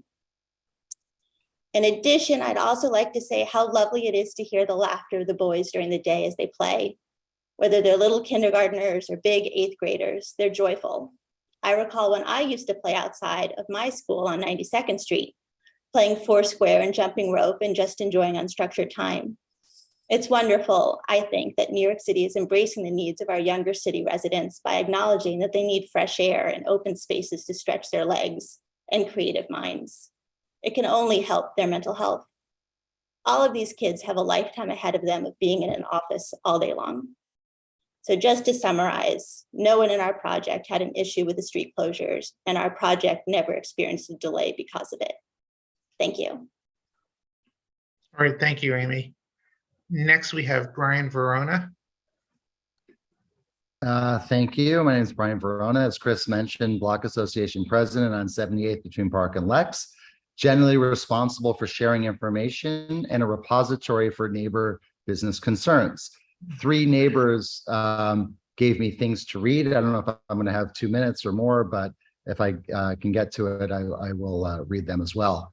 I live next door to Alan Stevenson at 122 East 78th Street. The story I'm about to tell is a story about the increased use and resulting burden of Alan Stevenson to the 78th Street community. It started with the additional safety protocols, which resulted in congregation of students, parents, and caregivers outside of the school rather than inside their rather large lobby. It includes Alan Stevenson's rather large investment in the redevelopment, which greatly expanded their activity space without increasing the number of students, allegedly. Specifically, they have added another larger gym, outdoor play area, and various other activity spaces. This redevelopment was a burden that lasted over 4 years, whereas it was supposed to last only 2. The congestion, debris, workers, etc., impacted the daily lives of the community and me directly, as I wasn't able to use my backyard for 4 years. Then we experienced the global pandemic, where the open streets was welcomed for the school by the community to accommodate social distancing and get kids back into school. Now they've been grandfathered in, and approval didn't technically require community buy-in, which would be required if they were a new applicant. As evidence here, there is little, other than Amy, or maybe we'll hear more, who hasn't really lived through it because she was in her construction, community support for this program, other than the Alan Stevenson community, which I assume she's part of.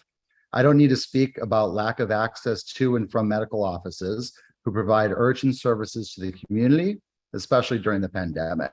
Nor do I need to talk about emergency vehicles, bike lanes, charging stations, and crosstown access to the beautifully renovated 78th Street Promenade, which is adversely impacted.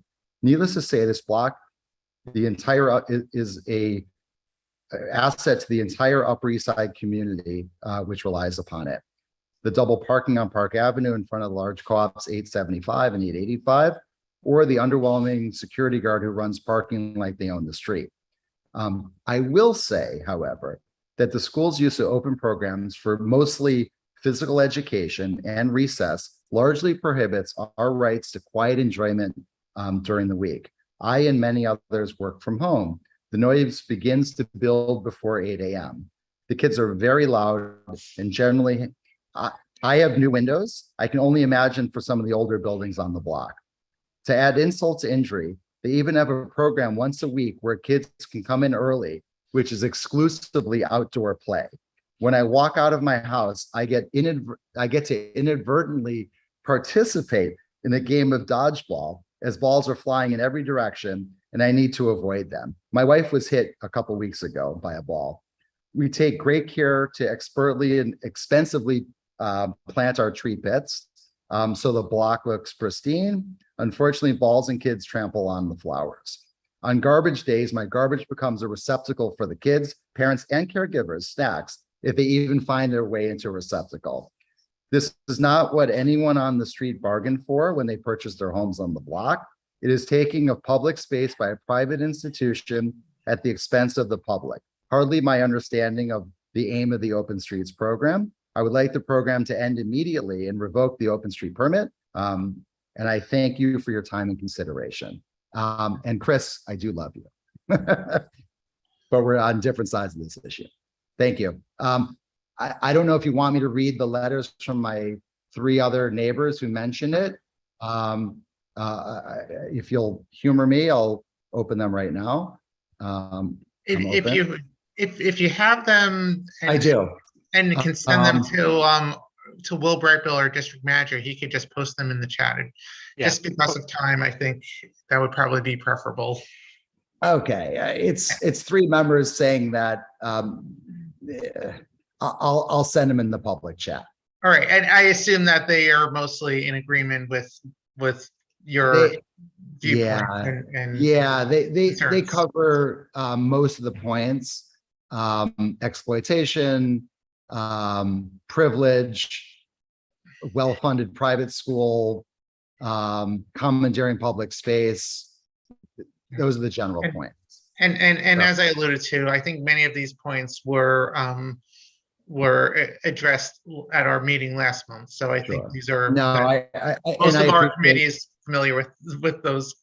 No, Craig, I appreciate your time and you guys listening. So thank you so much. Thank you. All right, and next we have Jacques Blumbaum.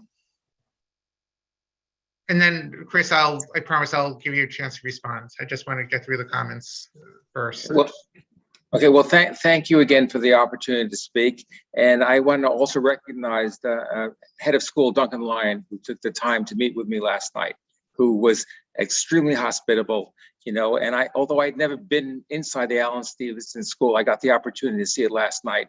And it's truly, truly a magnificent building. And I want to recognize that. I know a lot of work went into it. And the kids who go to Allen Stevenson have phenomenal facilities.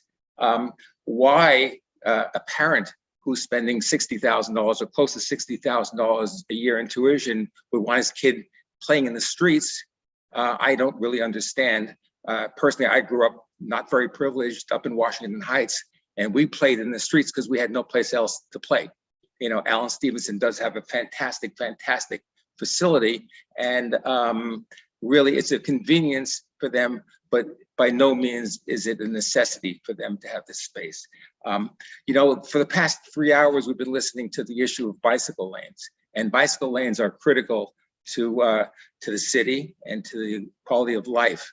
And unfortunately, 78th Street has a unique set of circumstances because there's so many conflicting uses, you know, that have to take advantage of 78th Street. And one of those is actually the bicycle lane. And I can tell you, because I've been looking outside, I live here, I've been watching, and the bike lane cannot function in conjunction with the children playing in the street. You can only have one or the other. You know, you were talking about bikes and electric bikes. You know, in my mind, these electric bikes today are just motorcycles, you know, and I can't imagine as a parent wanting my kid playing in a play street where motorcycles have the right to go through. And in theory, just because of a painted line, it's going to happen one day sooner or later, Mr. Lyon, that one of these kids is going to be hit by a motorcycle, a bike. It's going to be hit by a car. It's going to be run into a pedestrian, you know. It's only not a question of if, it's only a question of when. So I don't see how these interests can operate side by side. Also, 78th Street is the main ambulance route for ambulances coming to Lenox Hill from the west side. It always has been. You know, asking them to think that they're going to be allowed through by some untrained guard that's stationed at the roadblock in an emergency situation, I think is really a bit of a joke, you know? And I just see the day coming when somebody's life will be lost because this ambulance had to go around the block and maybe lost a minute or two or three, you know, in doing that. You know, Chris, I appreciate the new sign that went up. I wanted everybody to know that that sign went up this week. And that sign went up really in response to anticipating this meeting. I think that the school understood that there were problems with the community and wanted to sort of like get ahead of the issue by posting a sign. Okay. However, I will tell you also that I've been watching the response to this sign, and you have somebody stationed there at the roadblock who really is not very well trained. It's just a security guy. And so once there are 3 or 4 vehicles that want to get into the street, which happens because we have so many doctors' offices and we have so many, you know, people interested in being dropped off here on 78th Street, it creates a total bottleneck on Park Avenue. And I have seen 78th Street and Park Avenue totally blocked because the guy at the corner was unable to manage asking questions, figuring out whether they should be let through or not. You know, the question of whether in the past, you know, they've been open, it's been exactly the opposite. As a matter of fact, my wife was actually injured, you know, permanently injured in her hand, required multiple stitches and to her foot and everything because of an altercation she had with the security guard that was there. And Chris is aware of it because he saw the blood and he was there when she was bleeding all over the place and had to go to the hospital. So, so therefore, all of the, Chris, I appreciate the signage and everything else. It just went up 2 days ago, and I think it's a little too late. I think, but the underlying issues are the ambulances The bike lane, it's not a place for kids to be playing. And at the end of the day, the few hours that the school actually uses the street for any educational purpose is just an indication and validation that they really don't need this street. It's a convenience to them, okay? If they really needed the street, the kids would be out there from 8 in the morning till 4 in the afternoon. The reality is, I don't know that they're really out there 2 hours during the whole day. And the rest of it is just a convenience for the buses and for the moms and dads and nannies to drop the kids off and not have to contend with, with cars in the way. That's all. And so all the accommodations that the school is willing to make, to me, is just an indication that it's really not a necessity. It's just a nice thing for them to have. And I think the inconvenience to their neighbors trumps this situation. Thanks a lot. All right. Thank you for your comments. Next, we have Lauren Cassell.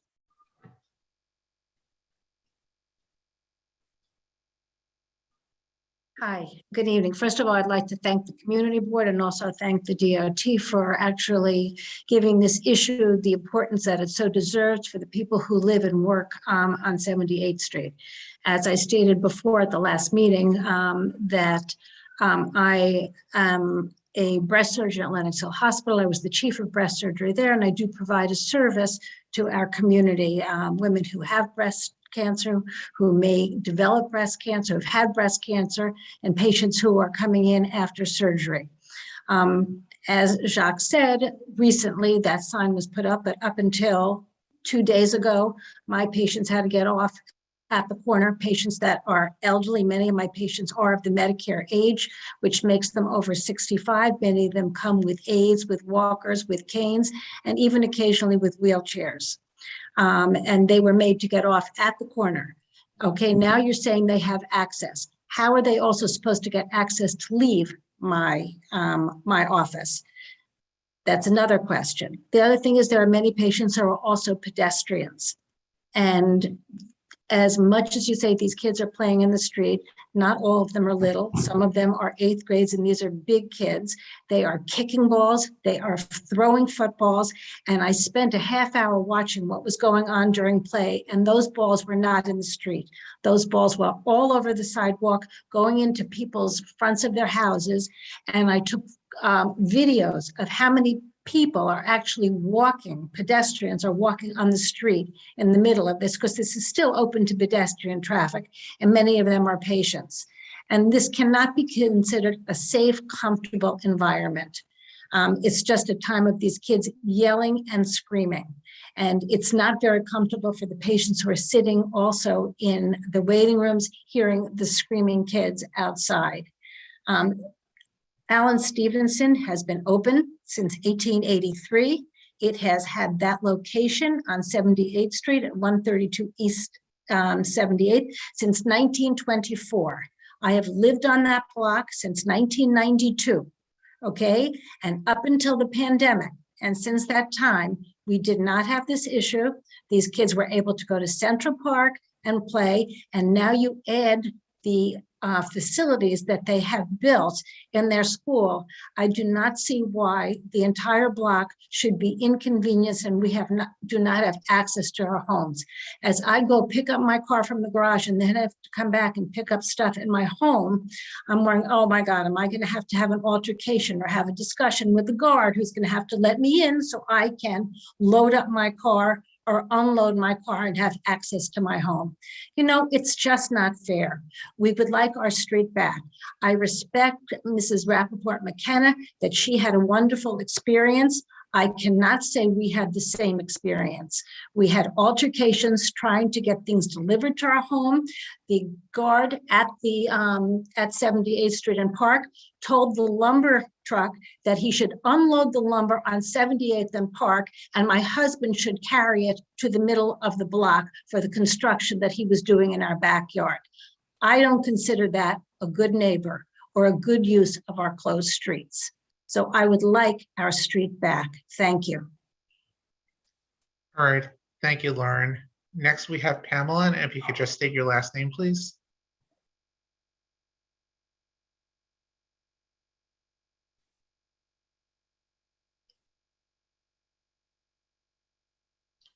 Pamela, just look for a button on your screen that should be popping up to tell you to unmute.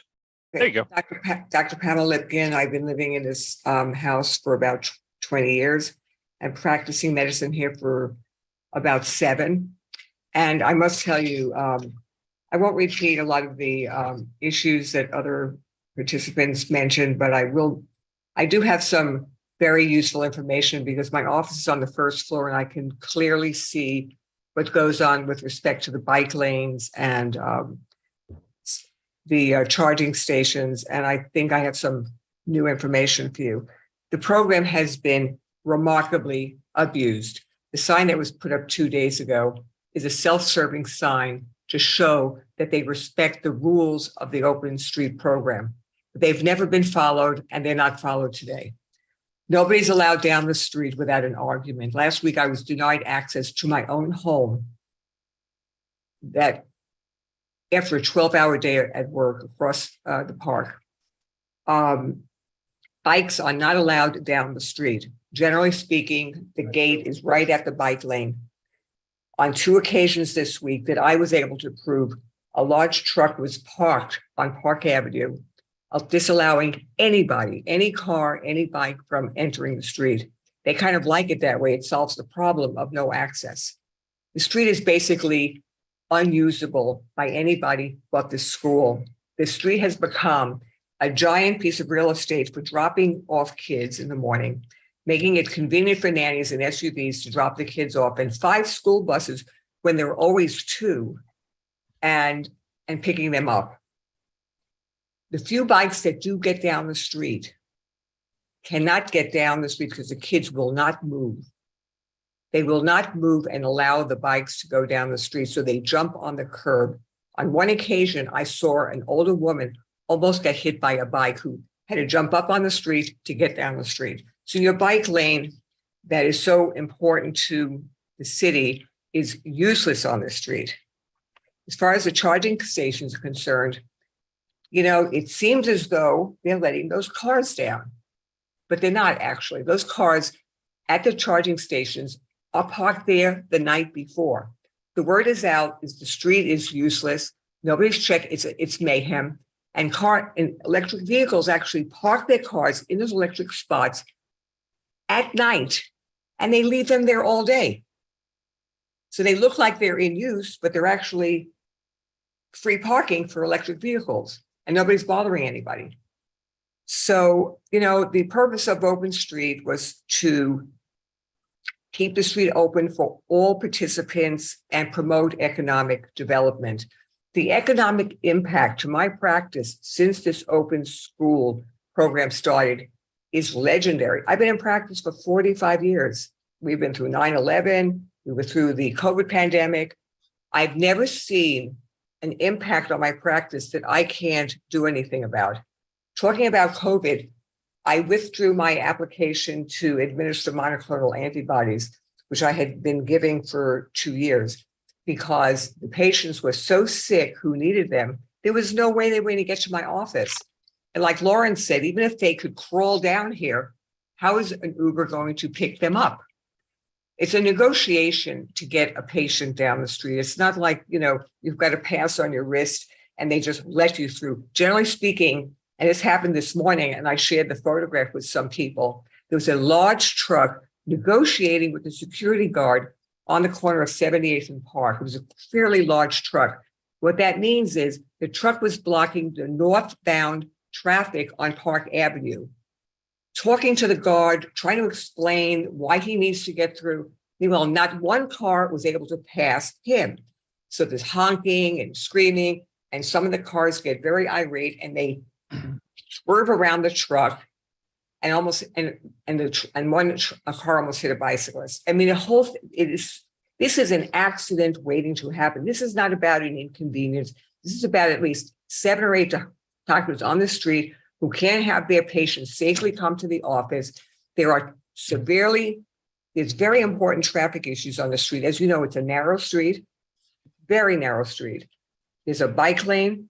It's supposed to be an ambulance access, and there's too many incompatibilities. And, you know, don't lose sight of the fact that this school has facilities second to none. They don't need this street. They want it. It's free. They don't need it.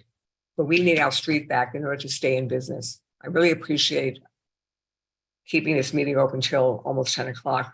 Thank you very much. All right, thank you. All right, next we have Ann Nam. Thank you. Thank you for this opportunity to speak to you about our street. I am a bike rider, elderly woman that still rides the bike. And our bike lanes and open streets don't mix. They're at complete opposites. Children are running in the bike lanes. Bikes are trying to dodge them. It's almost like dodge the bike with the ball. I have been hit by balls and kids. It is unsafe for all concerned. The park is only a few blocks away. Why not use that? Thank you for our comments and listening to us, Alan Stevenson. We appreciate you, but would like you to be inside. All right, thank you, Ann. And next, last speaker from the public is Kate Stammel. Hi, thank you so much for staying on late to have us speak tonight. Like others who've already spoken, I've lived on the street since the mid-1980s, and I'm very proud to live on a street with a school like Alan Stevenson, but we also have not been happy with the way that the Open Streets program has progressed since the COVID pandemic has started to become less of a concern with kids being inside. I work from home full-time as an attorney. I'm on Zoom all day. Often the noise is at such a high level that it is difficult for me to conduct my business. I also have an issue with the balls flying. I have young children. One is a 2-year-old, and often the kids are all over the sidewalk. It's very hard when they're playing soccer or football to keep the balls off, even though the teachers do seem to make an effort. It does seem like a challenge when they are playing right next to the sidewalk in the middle of the street. I just want to echo also the point that before COVID, I did see the kids often go to Central Park. It seemed like a very positive part of Alan Stevenson's program that they were able to go there. When I asked about it recently with Alan Stevenson, I was told that it would take them too long to go to the park and back, and that's why they have to use the streets instead, which doesn't really seem like a good enough reason to keep the street open all day. And the last point I just want to make is that the reality is that for a large portion of the 9 hours that they close the street every day of the weekday, it's not really being used for anything, so that they're closing it off and not allowing others to use that public space. And when they are using it is for the kids to have the balls and play in the middle. So it just doesn't seem to be working for the neighborhood. Thank you. All right, thank you. So I was going to allow Alan Stevenson and Chris to respond, but I would first, if you don't mind, just want to allow Stephanie Reckler to speak, because she's a public member of this committee, and I know that she has, I believe she lives on or right by the block and has been very involved in this issue as well. So I know she was very anxious to speak. I just wanted to allow her to speak alongside those who spoke from the block as well. Thank you very much, Craig. I really appreciate it. This morning, I took a walk around the neighborhood to look at some of the other schools that were listed as open block blocks. And I was actually interested in seeing, first of all, what their signage was, because yesterday Alan Stevenson put up a sign with the DOT logo, a big sign stating what they were going to, what the DOT said they could allow on the block. This was obviously in anticipation of today's meeting, but I was curious that they put up a sign with DOT's logo. I don't know, Will, if you can share the screen and so people can see it. A big poster size light blue sign with the DOT logo logo on it. So I went to Buckley, I went to PS6, I went to Marymount, I went to PS 290. The only Buckley is very laid back. I was told by the security guard that they let cars in, that the kids use the block maybe at 10-minute intervals. So either they'll let the car wait or they will usher the kids on the sidewalk. PS6 doesn't use their open block. Marymount doesn't use their open block. PS 290 that doesn't have any outdoor space, they do use their open block all day, except currently there is a Con Edison gas project and the block is closed to construction vehicles. But none of these other schools that have the opportunity to take over the open block space, they do not. So, you know, that is a, you know, Alan Stevenson has taken whatever they can take, and they've not thought about the community. They've not thought about the bikers that go on the sidewalk in order to avoid the kids. I mean, that's not safe for the children. It's not safe for pedestrians on the sidewalk. There's also a security issue. When I went to talk to the Marymount people, they said that they don't want their children outside, that they are very conscious of security issues. You know, it would only take one crazy person to drive a car down 78th Street, past the security guard and run into these precious, beautiful kids. Doesn't anybody think about that? The security, where, you know, we're living in a time where safety on the streets is such a big issue. And it appears that the Alan Stevenson people think that one lone security guard with no training whatsoever could stop a crazy person. It is really an issue. These are not my children, but I feel for them. I worry about them. They're people's kids. And here they are playing on the street when they have a beautiful facility inside the building. All right, you don't want to take them to Central Park, but keep them inside. Let their parents be responsible for taking them out and getting them fresh air. But Alan Stevenson shouldn't be responsible. I thank Brian, and I thank Jacques, and I thank Lauren and Pamela and Anne and Kate. I think you are right in all your objections, and I hope that the community board feels the same way. Thank you very much. All right, thank you, Stephanie. Now, I just want to give Chris and or Duncan an opportunity to be able to respond, and let's see if we can figure out how we can move forward here. And then Michelle, I'll go to you. Okay, let me start. Let me first say, let me address the security issue that was just talked about. I was a captain in the NYPD. I was an executive officer of the 19th precinct, which covers Alan Stevenson Community Board 8. If I thought for any moment that those students would be any safety concerns, I would not have them out playing on the street. As far as their parents are concerned, the parents absolutely love the open street program as well as the students.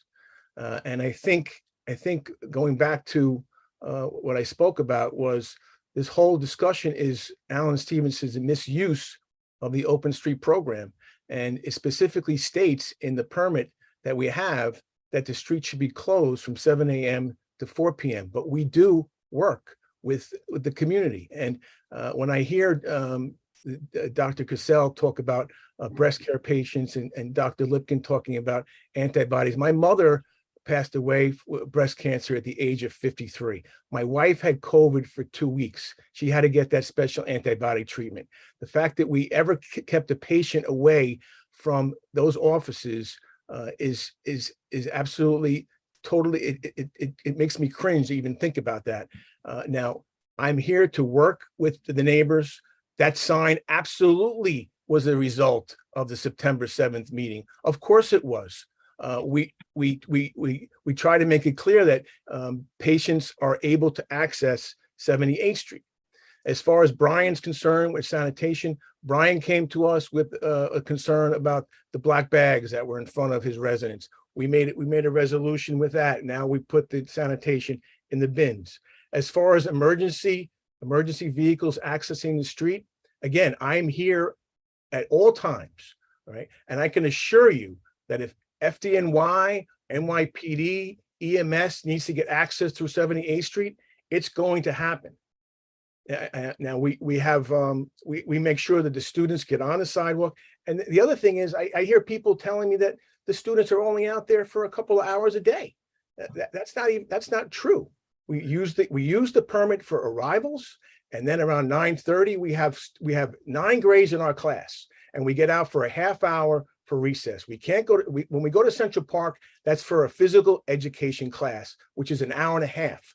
We have 20 to 30 minutes to travel to the park, and depending on how old the students are, it might take you longer. The street, just like the permit says, is used for recess. We have quick access to go on the street for recess for 20 to 30 minutes. We can't go to Central Park for recess. It takes us 20 to 30 minutes to get there. Right. Prior to this, what did we use? Do we have a lot of space? Yes, we have a lot of space. We have a gym. The play roof right now is not available. We don't have it authorized. We don't have the permits. We don't have the C of O right now. So the play roof is not available to us. But what did we do before? What happens when we have a rainy day? The students have to stay in their classrooms. They have to stay in other confined space. This is an added opportunity for us to use the open space.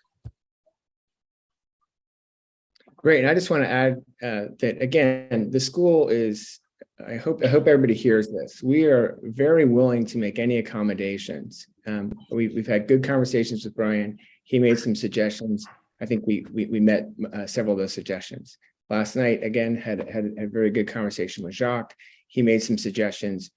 We're reviewing those.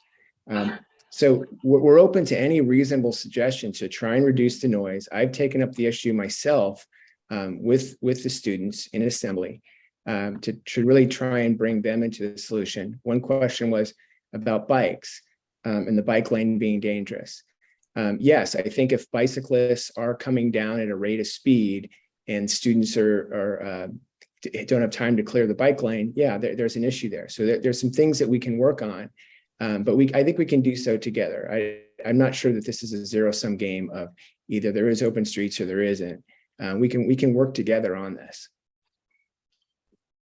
Yeah, thank you for those comments. And I think that's the reason why we wanted to try to have you here, because I think in the past, we've tried to work with community organizations or businesses or entities or whoever, if there's an issue and a conflict between neighbors and residents and someone who holds a permit to something, we generally like to try to see if we could resolve it before just jumping to revoking something that's already been permitted. So, I mean, that's how I would like to try to move forward with this. I think we have, I would be interested in hearing how other members feel about this, since we would be the ones to be making that decision. I just want to go back to our speakers and give our our board members a chance to speak. And then we can, if there's time, be able to go back to the public that's already spoken. So with that, I want to allow Michelle to speak. Thank you, Craig. I would like to make a resolution that the permit for this open street be revoked when the play roof is available for occupancy. And I'd like, if seconded, I'd like to speak to that. Is there a second? If Stephanie seconded it, I think. okay. And Rebecca. Okay. The thing is this, I was at the last meeting, so I heard all of the objections. I heard all the speakers at last meeting and this meeting. And I know how disturbing it is when you can't have the quiet enjoyment of your own home or access to your own home or business, that when you want to enter your home, or the practices speak for themselves, you want your patients to have access, of course. But when you have to have a negotiation or a concern for access to your own home, just think about it if it happened to you. It's a very disturbing thing. This is a situation where the school had been granted this open street. It's not necessarily to be there forever. A time has now come where it's causing too much inconvenience to those that live near it. And so because it's causing all that inconvenience, and we've heard enough very serious testimony about that, so that it's time to say, okay, it no longer works for the community. Now, supporting that is the time and money that this school has spent on creating a play roof. So not only will they have a big gym, other beautiful facilities, but they will also actually have a play roof. I don't understand what's holding up the certificate of occupancy. I don't know if it has to do with the paperwork that the school has or hasn't filed, if it's lagging time by the DOB. I don't know what the circumstance is, but the fact that there will be a play roof, I think the compromise is to have it revoked when the play roof is ready. I have to say, if it's anticipated that the play roof is going to take a year or two, or even 6 months or a year, then I would say, no, I'm sorry, you have to revoke it now. And you have to live with this until your play roof becomes available. So I don't want to be, I want to allow that leeway in the resolution. So perhaps that requires an answer from Alan Stevenson as to when the anticipation of when this will be available. If they can say that it's going to be a while, then I would make my resolution to say that we're asking the DOT to revoke this. It's not that the school doesn't have other alternatives. If it doesn't tomorrow morning, it will in the very short future. And to inconvenience all these people, it's a devastating thing when you can't unload your own car, when you can't pull up in front of your own house, when you can't feel you're walking out safely, when you have undue noise outside all day. And Alan Stevenson has said they actually do use the street all day. That's 8 in the morning until 4 o'clock in the afternoon. That is the whole day. And that doesn't count when people pulling up prior to school beginning and people pulling up waiting in the street for school to end.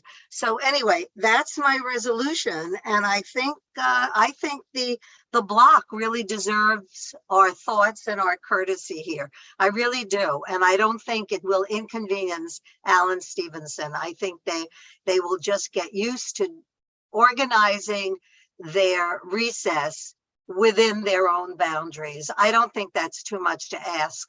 Thank you. All right, thank you, Michelle. Next is among board members who haven't spoken yet, we have Rebecca.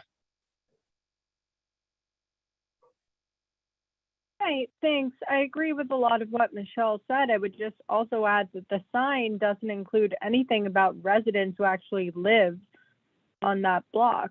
It's great to allow patients, right, to have vehicular access, but I'm sorry, without ensuring residents of that street have vehicular access, I don't see how we could continue to support this program. Thanks. And Chris, would that be something that the school would be willing to add to signage, or Duncan? Yes, of course, we would add it to the signage. Again, I'd invite the community board to come to the street if they haven't already and see the conditions for themselves if they're concerned about access or how we execute or what the level of noise is. Also, I want to address Ms. Birnbaum's proposal. She's asking if the school, I think, a direct question, are you not, ma'am, about when the play roof would be available. Without getting into technical details, yes, we are waiting for FDNY to sign off and DOB to sign off. We are told it will be with weeks to months. So we're somewhere in that time frame. We have not heard anything about 6 months to a year at all. So I hope that answers your question directly. All right, thank you. If I could just chime in about the resident access. I don't know if there's any representatives still here from DOT, but we actually met with them to go over the signage, and we needed their approval before we could post it. And one of the items on that signage was access for residents of the block at our recommendation. And DOT felt that was too strong, that you're opening up the block too much, and it's not really it's not going to be a full closure. So they had us remove residents' access to the block. So that's why it's not on there. Yeah, I see Colleen Chattergoon from DOT is here and unmuted. So if do you wish to say? Sure. So it's Colleen from DOT. So we had a call with reps from the Allen Stevenson School, and we had a really good, productive call and conversation with them. And we did mention, improving the signage in terms of adding more to it that would permit patients who have appointments on that block to have access to it. So we did agree to that. That's why you see the change on the sign. So that is correct. Okay, and in terms of what Chris is saying regarding not accepting language that would further include residents. I mean, look, the point with Open Street is that we want, residents to still have access to their block, but at the same time, we're looking at the safety of the children. And, I think, and, in my opinion, is that the Allen School is doing a great job in doing so. And I'm listening to all the complaints here tonight, and I'm going to take it back to Borough Commissioner Pinkar. But like with every school, there are issues that do come up with the Open Street, and we're able to work around that with the stakeholders to make sure that they are in compliance. All right, thank you for that clarification. All right, so next we have Russell.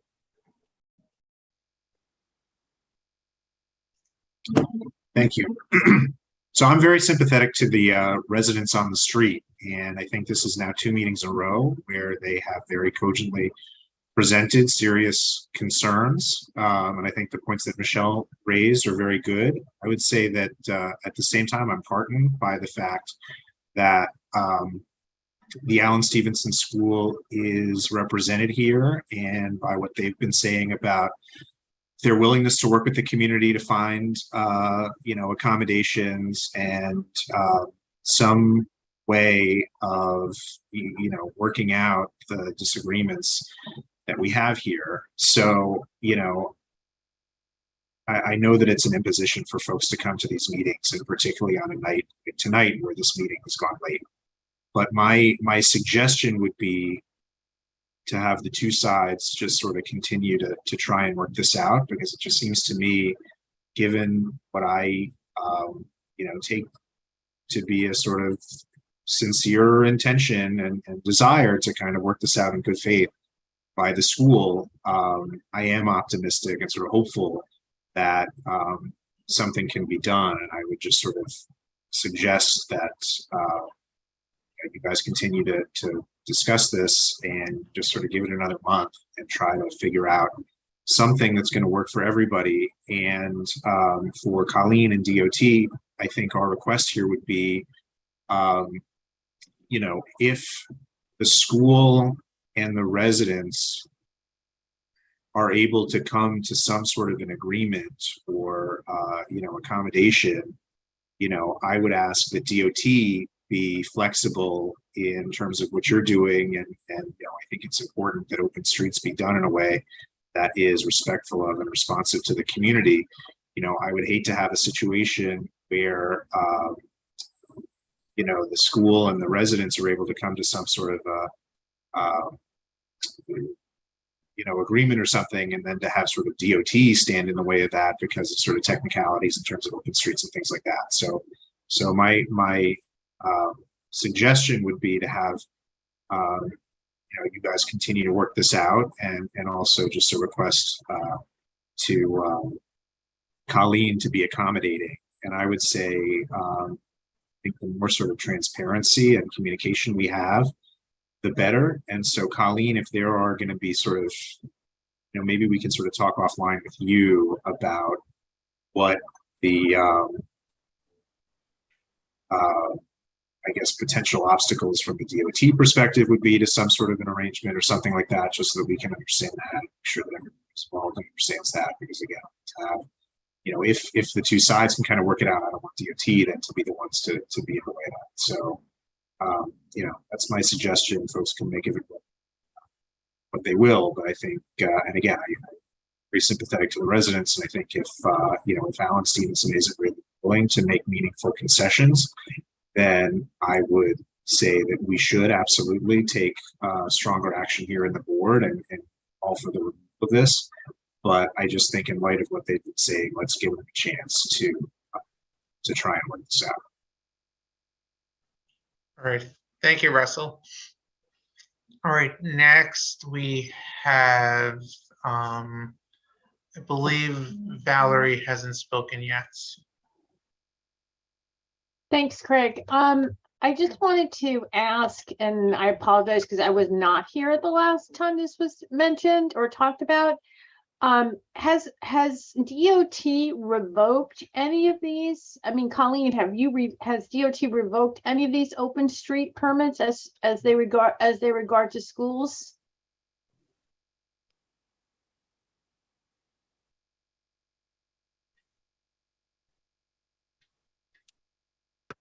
Hey, Valerie, to my knowledge, no, we have not. I don't believe we have, to my knowledge. So basically you've been sort of mediating between the schools and the people on the street to find a happy Solution. medium.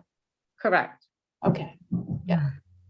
All right. I don't think I heard why the sign just went up just 2 days ago. Why was there no sign up before?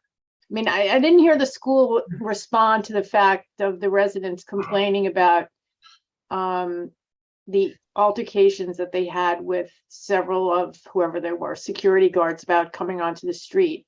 I mean, were those items brought to the attention of the school? Well, we in the 2 years that we've had the open street program, I've had 2 situations with guards on the corner with interactions with the residents, and that was addressed immediately. Those guards were dismissed that day, and they would never be returned again. I'm here in the morning. I walk the guards to the corner. We put the gates on the corner. I go over the instructions with them every day. And DOT made the recommendation that maybe those instructions should be actually put in writing and creating a sign as a result of the complaints that we had on September 7th at the transportation meeting. Mm-hmm.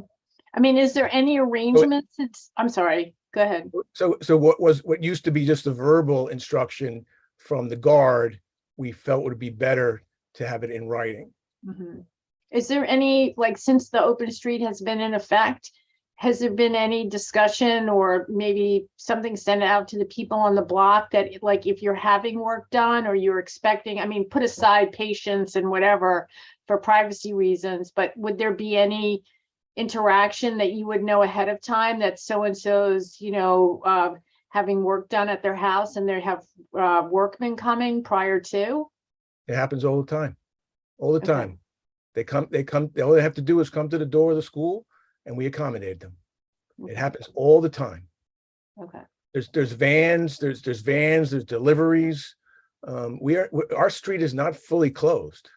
We try to accommodate our neighbors as much as possible, and all they have to do is ask. Okay. All right. Thank you. All right. All right. I just had one question before we go to cycle back again to additional speakers. So in terms of the impacts on the school itself, I'm hearing from DOT that revoking this in the middle of a school year is something that hasn't been done, revoking a school open street permit. From the school's perspective, if that were to happen, how problematic would it be from a programmatic standpoint in terms of having to make accommodations in the middle of the school year to adjust for that change? Again, I'm not suggesting that should be the decisive factor. I'm just trying to understand from all perspectives where the issues are, and if we are deciding whether we're taking a vote tonight or whether it'd be more appropriate to take one at a later point, thinking about next year, what would make the most sense for all parties. I'm happy to respond to that. Looks like Ms. Birnbaum is waving her hand in the air, so I don't know if you want me to respond or whether we want to recognize her. If you could just respond to that, and then I'm going to. Sure. I tried, Ms. Birnbaum. What I will say is that, again, the school has just followed the statute as outlined, and so a schedule has been created. And if you can imagine a 9-grade schedule, it's more complicated than Ms. Birnbaum suggests in terms of just finding out, figuring out where we're going to accommodate inside. We would need some time to do this properly and safely. Of course, we will comply with any decision that the community board comes up with, but the more time that we have to implement that, the better. All right. Let's unmute Michelle. Thank you. And thank you very much, Mr. Lyon. Look, you are going to have time to make adjustments because my resolution said when the roof becomes available. You built the roof, I assume, for use for children to play outside. It's called a play roof. It's really unfair. There are some situations where you really can't compromise. There are some situations where somebody wins the argument and somebody loses the argument. I'm sympathetic, believe me, but I don't see why it's a palatable situation for residents on a block. They live there. It's their home. That anytime a delivery or anything happens, they have to go and knock on the door of the Alan Stevenson School and either ask you or alert you or whatever.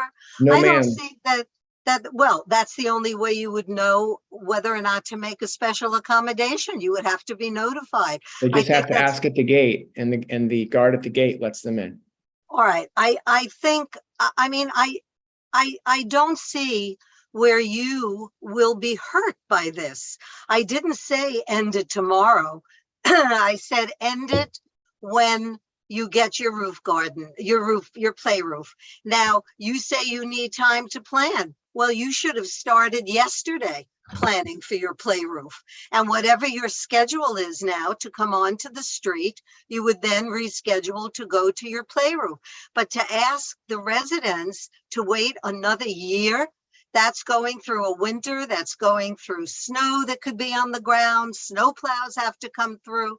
The kids might not even be going out in the winter. Maybe they will, maybe they'll be throwing snowballs. Maybe it'll make it that much more difficult for the doctor's patients to walk down the street.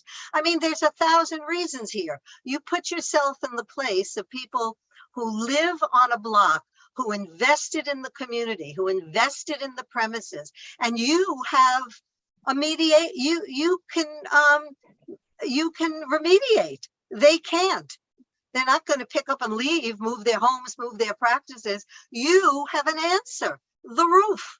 So I don't really know what this is, why this is so difficult. And I really would like to see this resolution put to a vote. I can't, now that I spoke, I can't call the question, but I hope another board member will. I don't see, I mean, they have now spoken. Just because some of you may have heard this just tonight, that's not the case. There was another meeting and this went on and on and on and on. And there were way more residents of the street that spoke at that meeting, way more that are here tonight. And the whole point was we didn't act because we said it was only fair to have Alan Stevenson come back. Well, okay, here you are. I've heard your argument. I've heard your concerns. I don't think it compares with the concerns of the residents, especially since you have an answer. So to let this go out further and have you sit and mediate, and what are you going to talk about? You're going to ask the resident, oh, should the guard that you're going to talk to be out there at 10 o'clock? Should they be? I mean, what's going to be the compromise here? The street is either open or the street is closed. If it helps the resident for you to open it for only half a day, well, that's okay with me, except that you're saying it doesn't fill your needs, that you, in fact, are on half-hour rotation cycles that involve the entire day. So to me, I don't see what the mediation is here, but what the compromise could possibly be. But I do see that Alan Stevenson has an alternative situation. And if they start planning for it, by the time that permit, that certificate of occupancy becomes available, you should be all ready to go. And I think you can be. And if you put as much effort into that planning as you are to defending this, I think you'll be successful. I think that's the win-win. So I hope we deal with this tonight. So thank you. Ms. Berman, the suggestion would be to limit the play space in front of the school as one suggestion, as a point to discuss with the neighbors, because that would reduce the noise impacts that are in front of the doctor's offices, which are closer to Park Avenue than they are to Lexington. So there's a few other suggestions that we could get into. And I would just say, what will you use your roof for? In other words, if you're still sending kids out into the street, now you're confining them to the footprint of the building. Okay, that's helpful, but you've got a roof. Why do they need to be in the street at all? I'm just giving you an example, ma'am, of the type of negotiation point when you were saying that you weren't sure what we might negotiate on. Okay. And it sounds to me as though you have a concern with the Open Streets program versus the Alan Stevenson School. No, it's the first time I've ever spoken to the Open Streets program. It has never come before me before. I have never addressed it before, but I have listened to these residents. Last time, a meeting, you were not at that meeting. There were many, many more residents speaking at that meeting than are here today. And all of them were very distraught. And I know what it feels like to have your home disrupted like that, and you have no access and that kind of thing. So I have no particular thought about open streets. It's the first time I've ever addressed it, but I am very sympathetic to residents and property owners and people just trying to live their life and have the quiet enjoyment of their own home, which is disrupted enough in this city with construction noises and sirens at 4 o'clock in the morning and all kinds of things. So when you're at home during the day, you shouldn't have to ask permission to come through a gate, and you shouldn't have to ask permission or alert anybody for what's going to be happening in front of your home, in front of your office, or for access. And it has nothing to do with the program in general. If it's working elsewhere and there are no complaints, that's fine with me. All right. I see Judy has raised her hand. I just want to give her a chance to speak as well. I was going to call the question, but now I think I'm going to make a comment. As the former chair of the Youth and Education Committee some years ago, we dealt with open street programs all the time, and they can work, and the school can work with the neighbors. And I think I agree with what Russell said. I think that we should give them some more time If the school wasn't aware just how upset the neighbors are, they're here tonight. They know how upset the neighbors are. And certainly at least another month to sit down and talk it out and work it out so that the program can work for them. Mr. Lyon mentioned a suggestion, maybe just in front of the school. There are many suggestions that can be made to have this work. And I frankly would not like to see a vote on this tonight. I would like to give them more time to sit down and work it out. The school is here, the neighbors are here, everybody knows what the problem is. They should work it out together. If they can't, then we have time to vote next month or the month after. All right, thank you, Judy. So in terms of how we can move forward here, so I guess we have two different options here. And then I want to go to Mohit because I think he hasn't spoken yet and just raised his hand. It seems like we can either take a vote on Michelle's resolution tonight, or we can decide not to do anything and give everyone a chance to hopefully work together and to try to come up with some approach to addressing the issues and trying to find compromise to the fullest extent possible. And obviously it's not going to satisfy everyone if that happens. And I think we all understand that. But as I said, I would hope that when conflicts like this arise, that we try to give everyone a chance to try to work things out before we take action. But I'll leave that to the committee members to decide. Mohit, I see your hand is raised. Thanks, Craig. I agree with Judy's perspective. I have a parliamentary question, and tell me if this is not in order, but would it make sense to table the resolution for consideration at another meeting to give time for these conversations to happen? So I don't pretend to be a parliamentarian. I would think that that is in order, but let me confirm that with, I guess. I also believe that that's accurate, but Valerie, well, Russell's we have giving a Russell thumbs here up. and we have Valerie. And who so is also- Valerie also giving a thumbs up. Yes. So a motion to table is always in order, I believe. Okay, so I move to order. I guess that needs a second. Right, I is move there a second to that? I'm seeing people waving no, If- but I do see a second. Okay, so that is not debatable. So let's remove all the hands, please. And let me just get the roll at this point and we'll take a vote. I'm gonna mute folks and lower hands and apologies for lowering all the hands.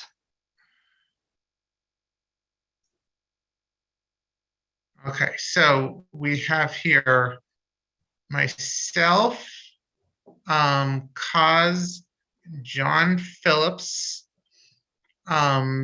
Judy, Lori, Michelle, Mohit, Russell, Rebecca, Sahar, Stephanie, and Valerie. All right, so motion to table.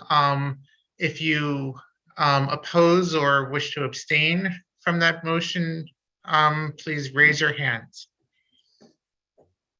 Okay, Rebecca.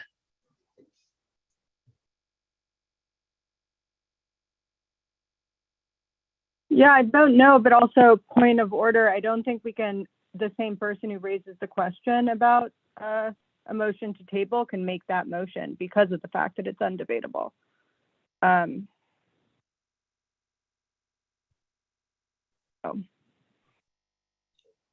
Wait, I'm not following your concern there. So I think the conversation about the motion, whether or not a motion to table was called for, meant that a new individual had to actually make that motion. based on my understanding of parliamentary procedure. I see Judy nodding. Maybe she knows. I can comment. I think he asked, Mohit asked if it's permitted to make a motion to table. No, but and then when the there answer was was yes, he said he did it. There was a conversation and a dialogue, and therefore the motion is not, it's, you can't do that. I don't understand that, because the dialogue was about whether he could or not. It was the answer to his question. So he asked a question about what he could do. The answer is yes, he can do it, and he did. Yeah. I don't think it's.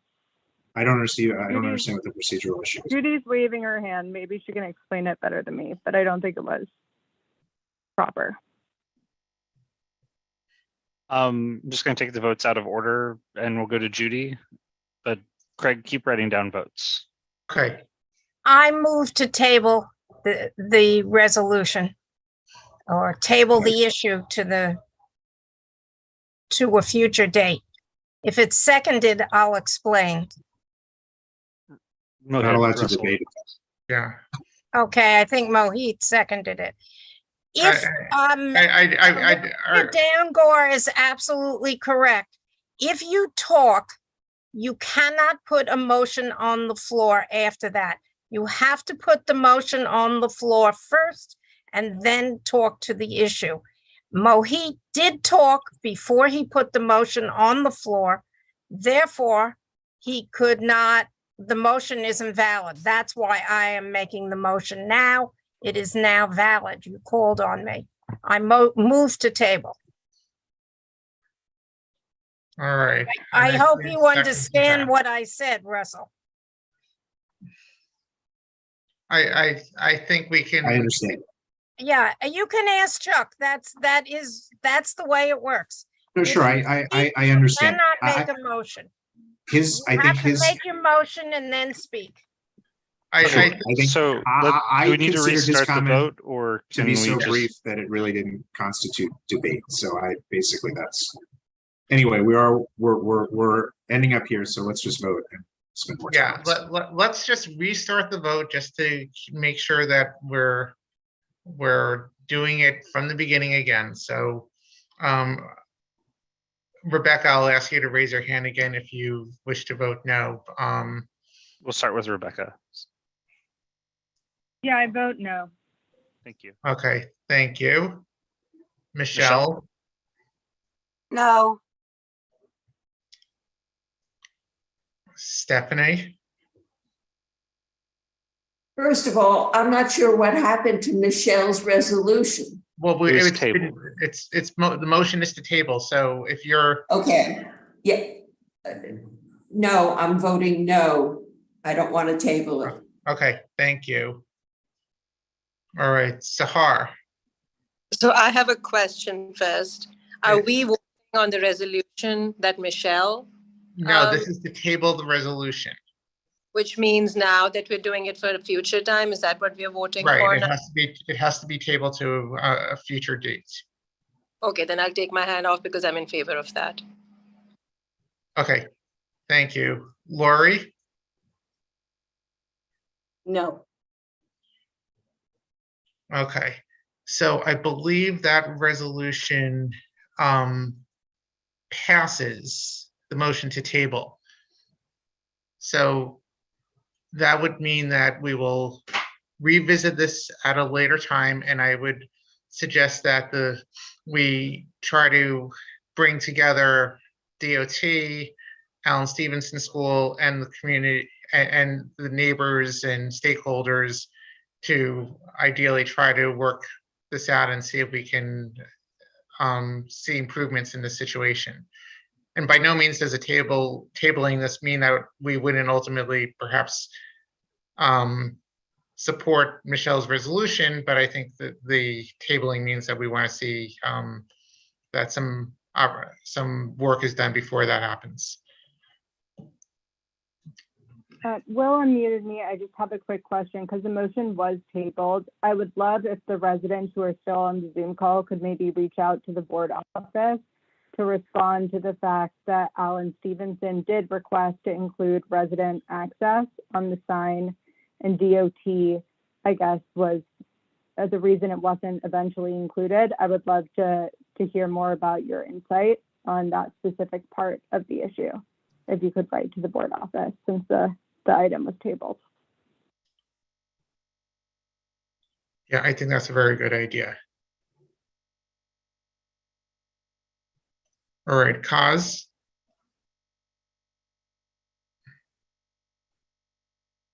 Yeah, since we've had this discussion, should we not be going after DOT about these rules and regulations rather than going to the individual schools that have it? Should we be, I'm not sure I'm following your question, Kaz, I'm sorry. Well, shouldn't the law be changed, respective of who is applying for it? Because we could be having this same discussion for another school that comes next week or next month or next year.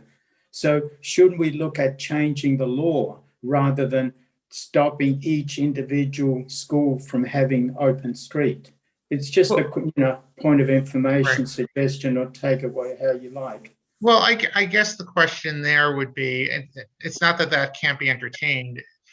I would go back to the fact that last month we brought forward, I think it was about 11 different open streets, and this was the only open street in which complaints were received. And obviously there's a challenge here and an issue that needs to be worked on.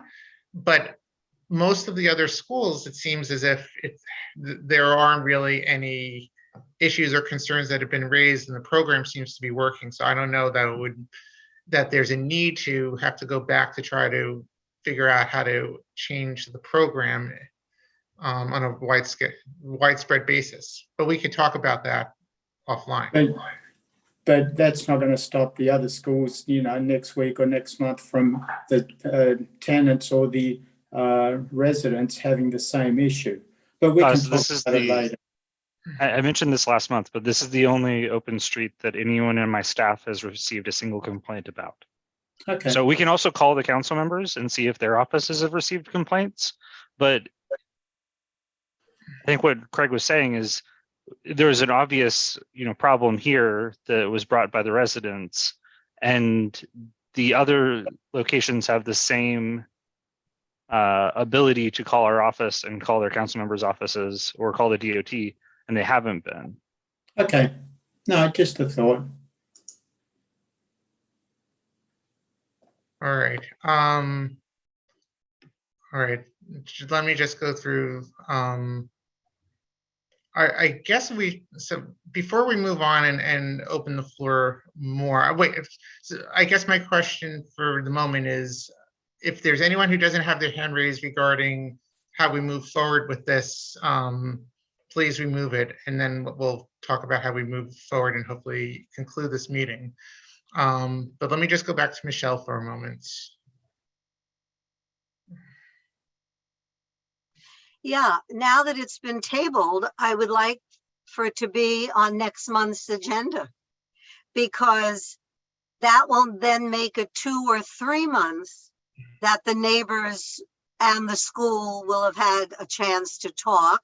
And of course, you're making an assumption that the neighbors had never, prior to bringing it to us, that they had never approached the school. So I think it's a wrong assumption to say that the school and the neighbors have not been speaking. But now they're going to have another month to speak, but you've got to put a date on this. It's really not fair to just let this go on. And also by that time, they'll know more about their roof, the certificate, the C of O for the roof. So please commit to putting it on next month's transportation agenda. I think that's probably feasible. Okay, and the other reason is I don't want to see it go into December, because not only are there weather issues, but there's holiday issues. And once you run into the holiday months, you tend to get less attendance at our meetings, et cetera, et cetera. And the neighbors have now come out twice. As I say, there were even more last time. And I think it's unfair to make them have to come back more and more. So please put it on next month's agenda. And if we had, yes, and if we have it on next month's agenda, we'll make sure that it's the first item. Right. And just Right. just because we of the holiday last week, it's only 3 weeks until the next meeting. So for those who are going to be working on this, I suggest that you try to start to do so and have conversations as soon as possible. So hopefully we can be able to make some progress. Thank you. All right. Mohit. Just really quickly building on Kaz's suggestion. Based on what Will said, there doesn't seem to be significant concern from the other schools that do open streets in the area. It may be helpful. I don't know what the timing would be. I don't know if we could do it for next month, but it may be helpful to just learn best practices from these other schools and these other open street programs to understand what has made them seemingly work better. And perhaps we can kind of build a a set of best practices here that we can apply to the open streets program in the Upper East. Well, that's a good idea. I'm not sure.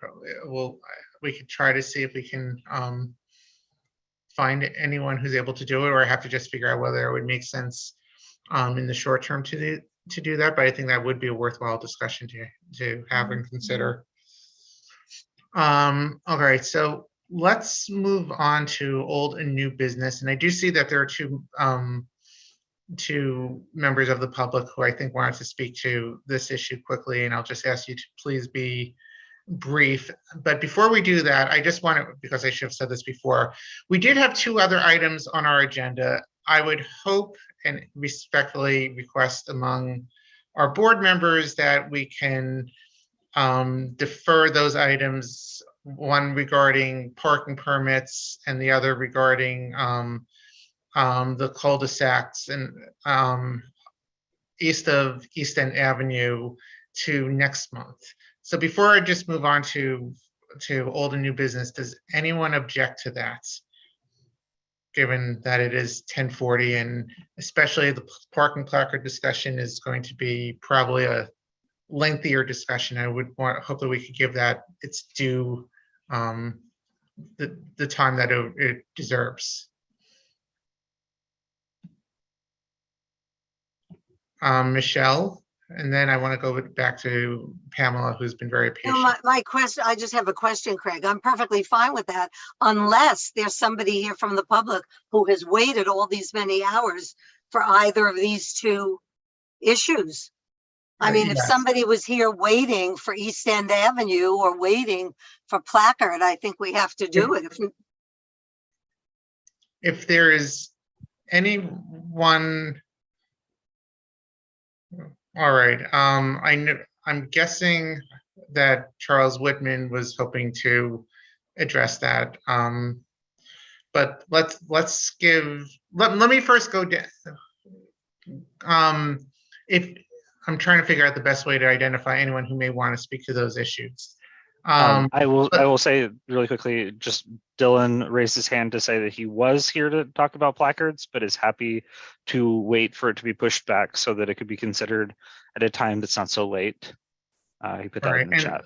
And let me give Charles a chance to speak for a minute, because I know he lives there, so I could Charles.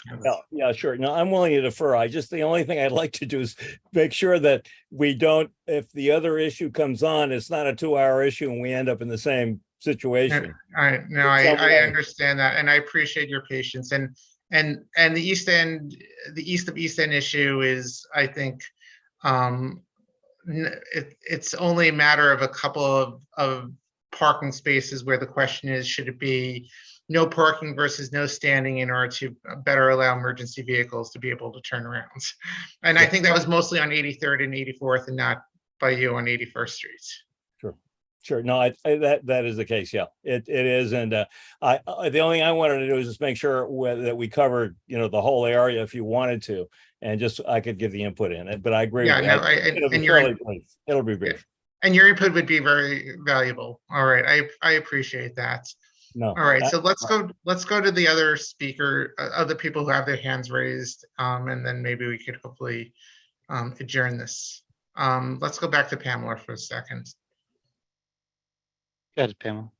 Thank you. This will be very brief. It's very disheartening to hear Duncan Lyon, who's been basically on the job only since the beginning of the school year, who has no idea how much pain and suffering the school has caused this community over the past 6 years. And they have been horrible, horrible, horrible, horrible, horrible neighbors. And what they've said tonight is completely untrue. They've been just absolutely terrible. And Michelle, you must wonder, why are they so insistent upon using the street, the filthy, dirty street full of rats, when they have this beautiful rooftop gym, garden, $100 million renovation? I'm going to explain to you what the sugar is. They want buses and nannies and drivers dropping off the kids in the morning at 8 o'clock, and they want this street completely empty so these people are not inconvenienced at all. 78th Street has become real estate for dropping off kids. Dozens and dozens of cars start lining up at 8 o'clock in the morning. The street's completely empty, 5 school buses. It's just very, very convenient with no regard to anybody else who lives on the street. And the same thing happens at the end of the day. That is really a big motivation for keeping the street. Whether they have their rooftop palace or not, they still want the street for that purpose. Keep that in mind. Thank you. All right, thank you. Let's go to Brian Verona, please. Yeah. The only, I have a quick problem. I'm no parliamentarian, but I thought you were voting on the resolution to table it, and I thought we had 5 no's. Am I wrong there? No, there were 4 no's, and there were, I believe there were 6 people who would have voted yes. There were definitely. Who would have? What do you mean would have? Well, not would have, who voted yes. We had at least 10 people. Okay, so, okay, can you provide the count, just for my edification? If you just give me a second, I will tally it up, because I don't know that Will would have it. I do not. That is the chair of the committee's responsibility. 1, 2, 3,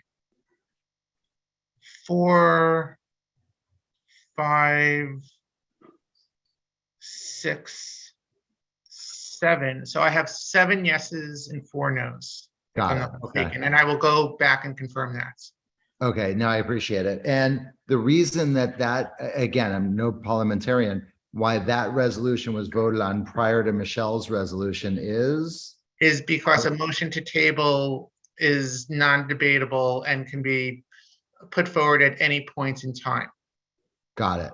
So then therefore, the expectation is prior to the next DOT meeting, where this will be an agenda item, it's the expectation that Duncan, Chris, and myself and whatever other community members try to find some middle ground that doesn't include them merely using their newly permitted space on the roof. Right. Is that the expectation? I just want to understand the expectation. I think the expectation is that the conversations take place, and whether it involves the roof or it doesn't, because of the timing questions regarding the roof, and just a pathway forward that obviously the school try to accommodate the concerns of the residents and the neighbors and the stakeholders who are having problems with the open street, and to try to figure out if this situation can be improved before we would take further action in which would quite possibly be Michelle's resolution to ask DOT to revoke it. And again, there's obviously no guarantee that DOT would do that for this year.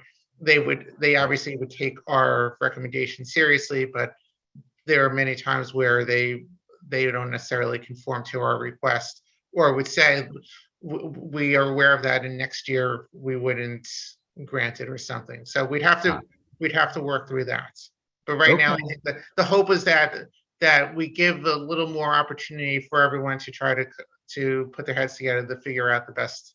Okay, so I commit to meeting with stakeholders on the community side and the school, and maybe there's some middle ground. We haven't, because we have met on 2 occasions and haven't found any middle ground that satisfies, you know, a sufficient quorum of stakeholders on the resident side. No, I understood, and hopefully we could have New York City DOT be part of this as well. See if they're able to provide any flexibility as well or insight as to how to address this. I'm assuming there are other instances in which they've had similar situations. Yeah, and to be candid, you know, while they may not have revoked open streets, people didn't reapply, as was the case of Ramaz, for example, on 78th between Madison and Park, just to be clear. Yeah. After COVID was concluded or the pandemic was, you know, substantially over. So, you know. And the other thing, the other thing that I'll just add is I think now being aware that DOT had essentially approved all of these and that they hadn't come to the community board, the resolution we passed last month was to request that future open street requests come through us first, so we would have a chance. No, I think that's a wonderful idea. And the one other thing I'd like to add is the resolution was that they analyze what's going on. I assume, but we didn't get, and maybe they can respond to this, their assessment of their, you know, while it sounds like they consulted with the school about technicalities of what should be posted. I don't know that I don't know what they observed. I know what I observe every day. Our neighbors have discussed what they've observed every day, but did they follow the resolution to your satisfaction? I haven't heard anything back from them, but frankly, it also hasn't been that long since the full board passed the resolution and they would have received it. Understood. Okay, I'm just asking questions of what's expected. No, that's perfectly. So I really appreciate it. I appreciate your time and thanks for your deliberation and consideration on this. And thank you for your participation. And just so that I don't think it's been discussed how these people will all get together.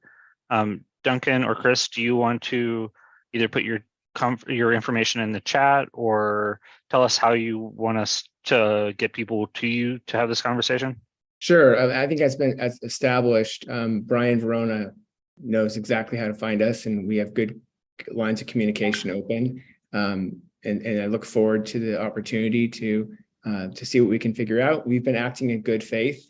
I just want to say that I want to refute what Dr. Liffin said about anything to the contrary, and I hope we can avoid ad hominem attacks going forward, because we are doing everything that we've been asked to do. We understand there's a disagreement here. We're happy to try and find ways forward, but I think we should do so civilly. All right. Thank you very much, Duncan. Okay, and so for anybody who's watching this on YouTube who's interested in this topic, you can always email or call our office if you'd like to be connected with Alan Stevenson School, and we can make that connection. Yes, thank you, Will. All right, Susan Goldberg, and then let's go to Rebecca. Go ahead and there you go. Susan, you're unmuted, so go ahead and speak.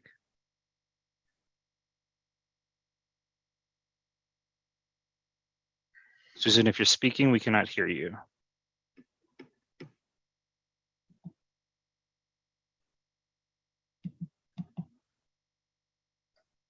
I'm not the only one, right? No, I don't hear her. Okay. Susan, you may want to check your headset to see if you have it muted somewhere or. Perhaps if you have AirPods plugged in that are picking up somewhere else.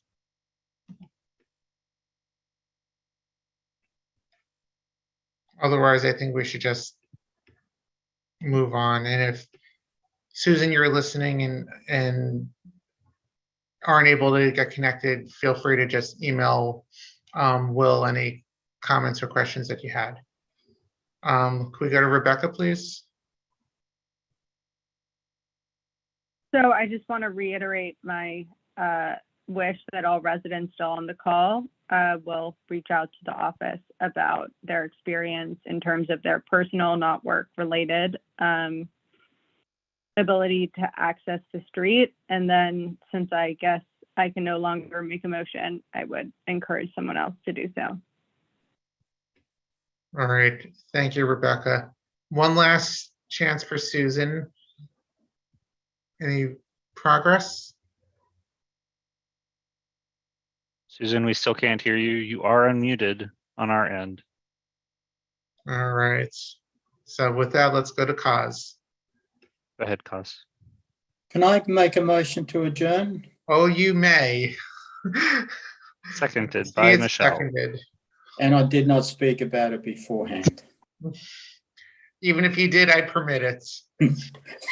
Thanks. All right, thank you everyone for a very productive night and for all your patience and participation, and see you next month or at the full board meeting next week.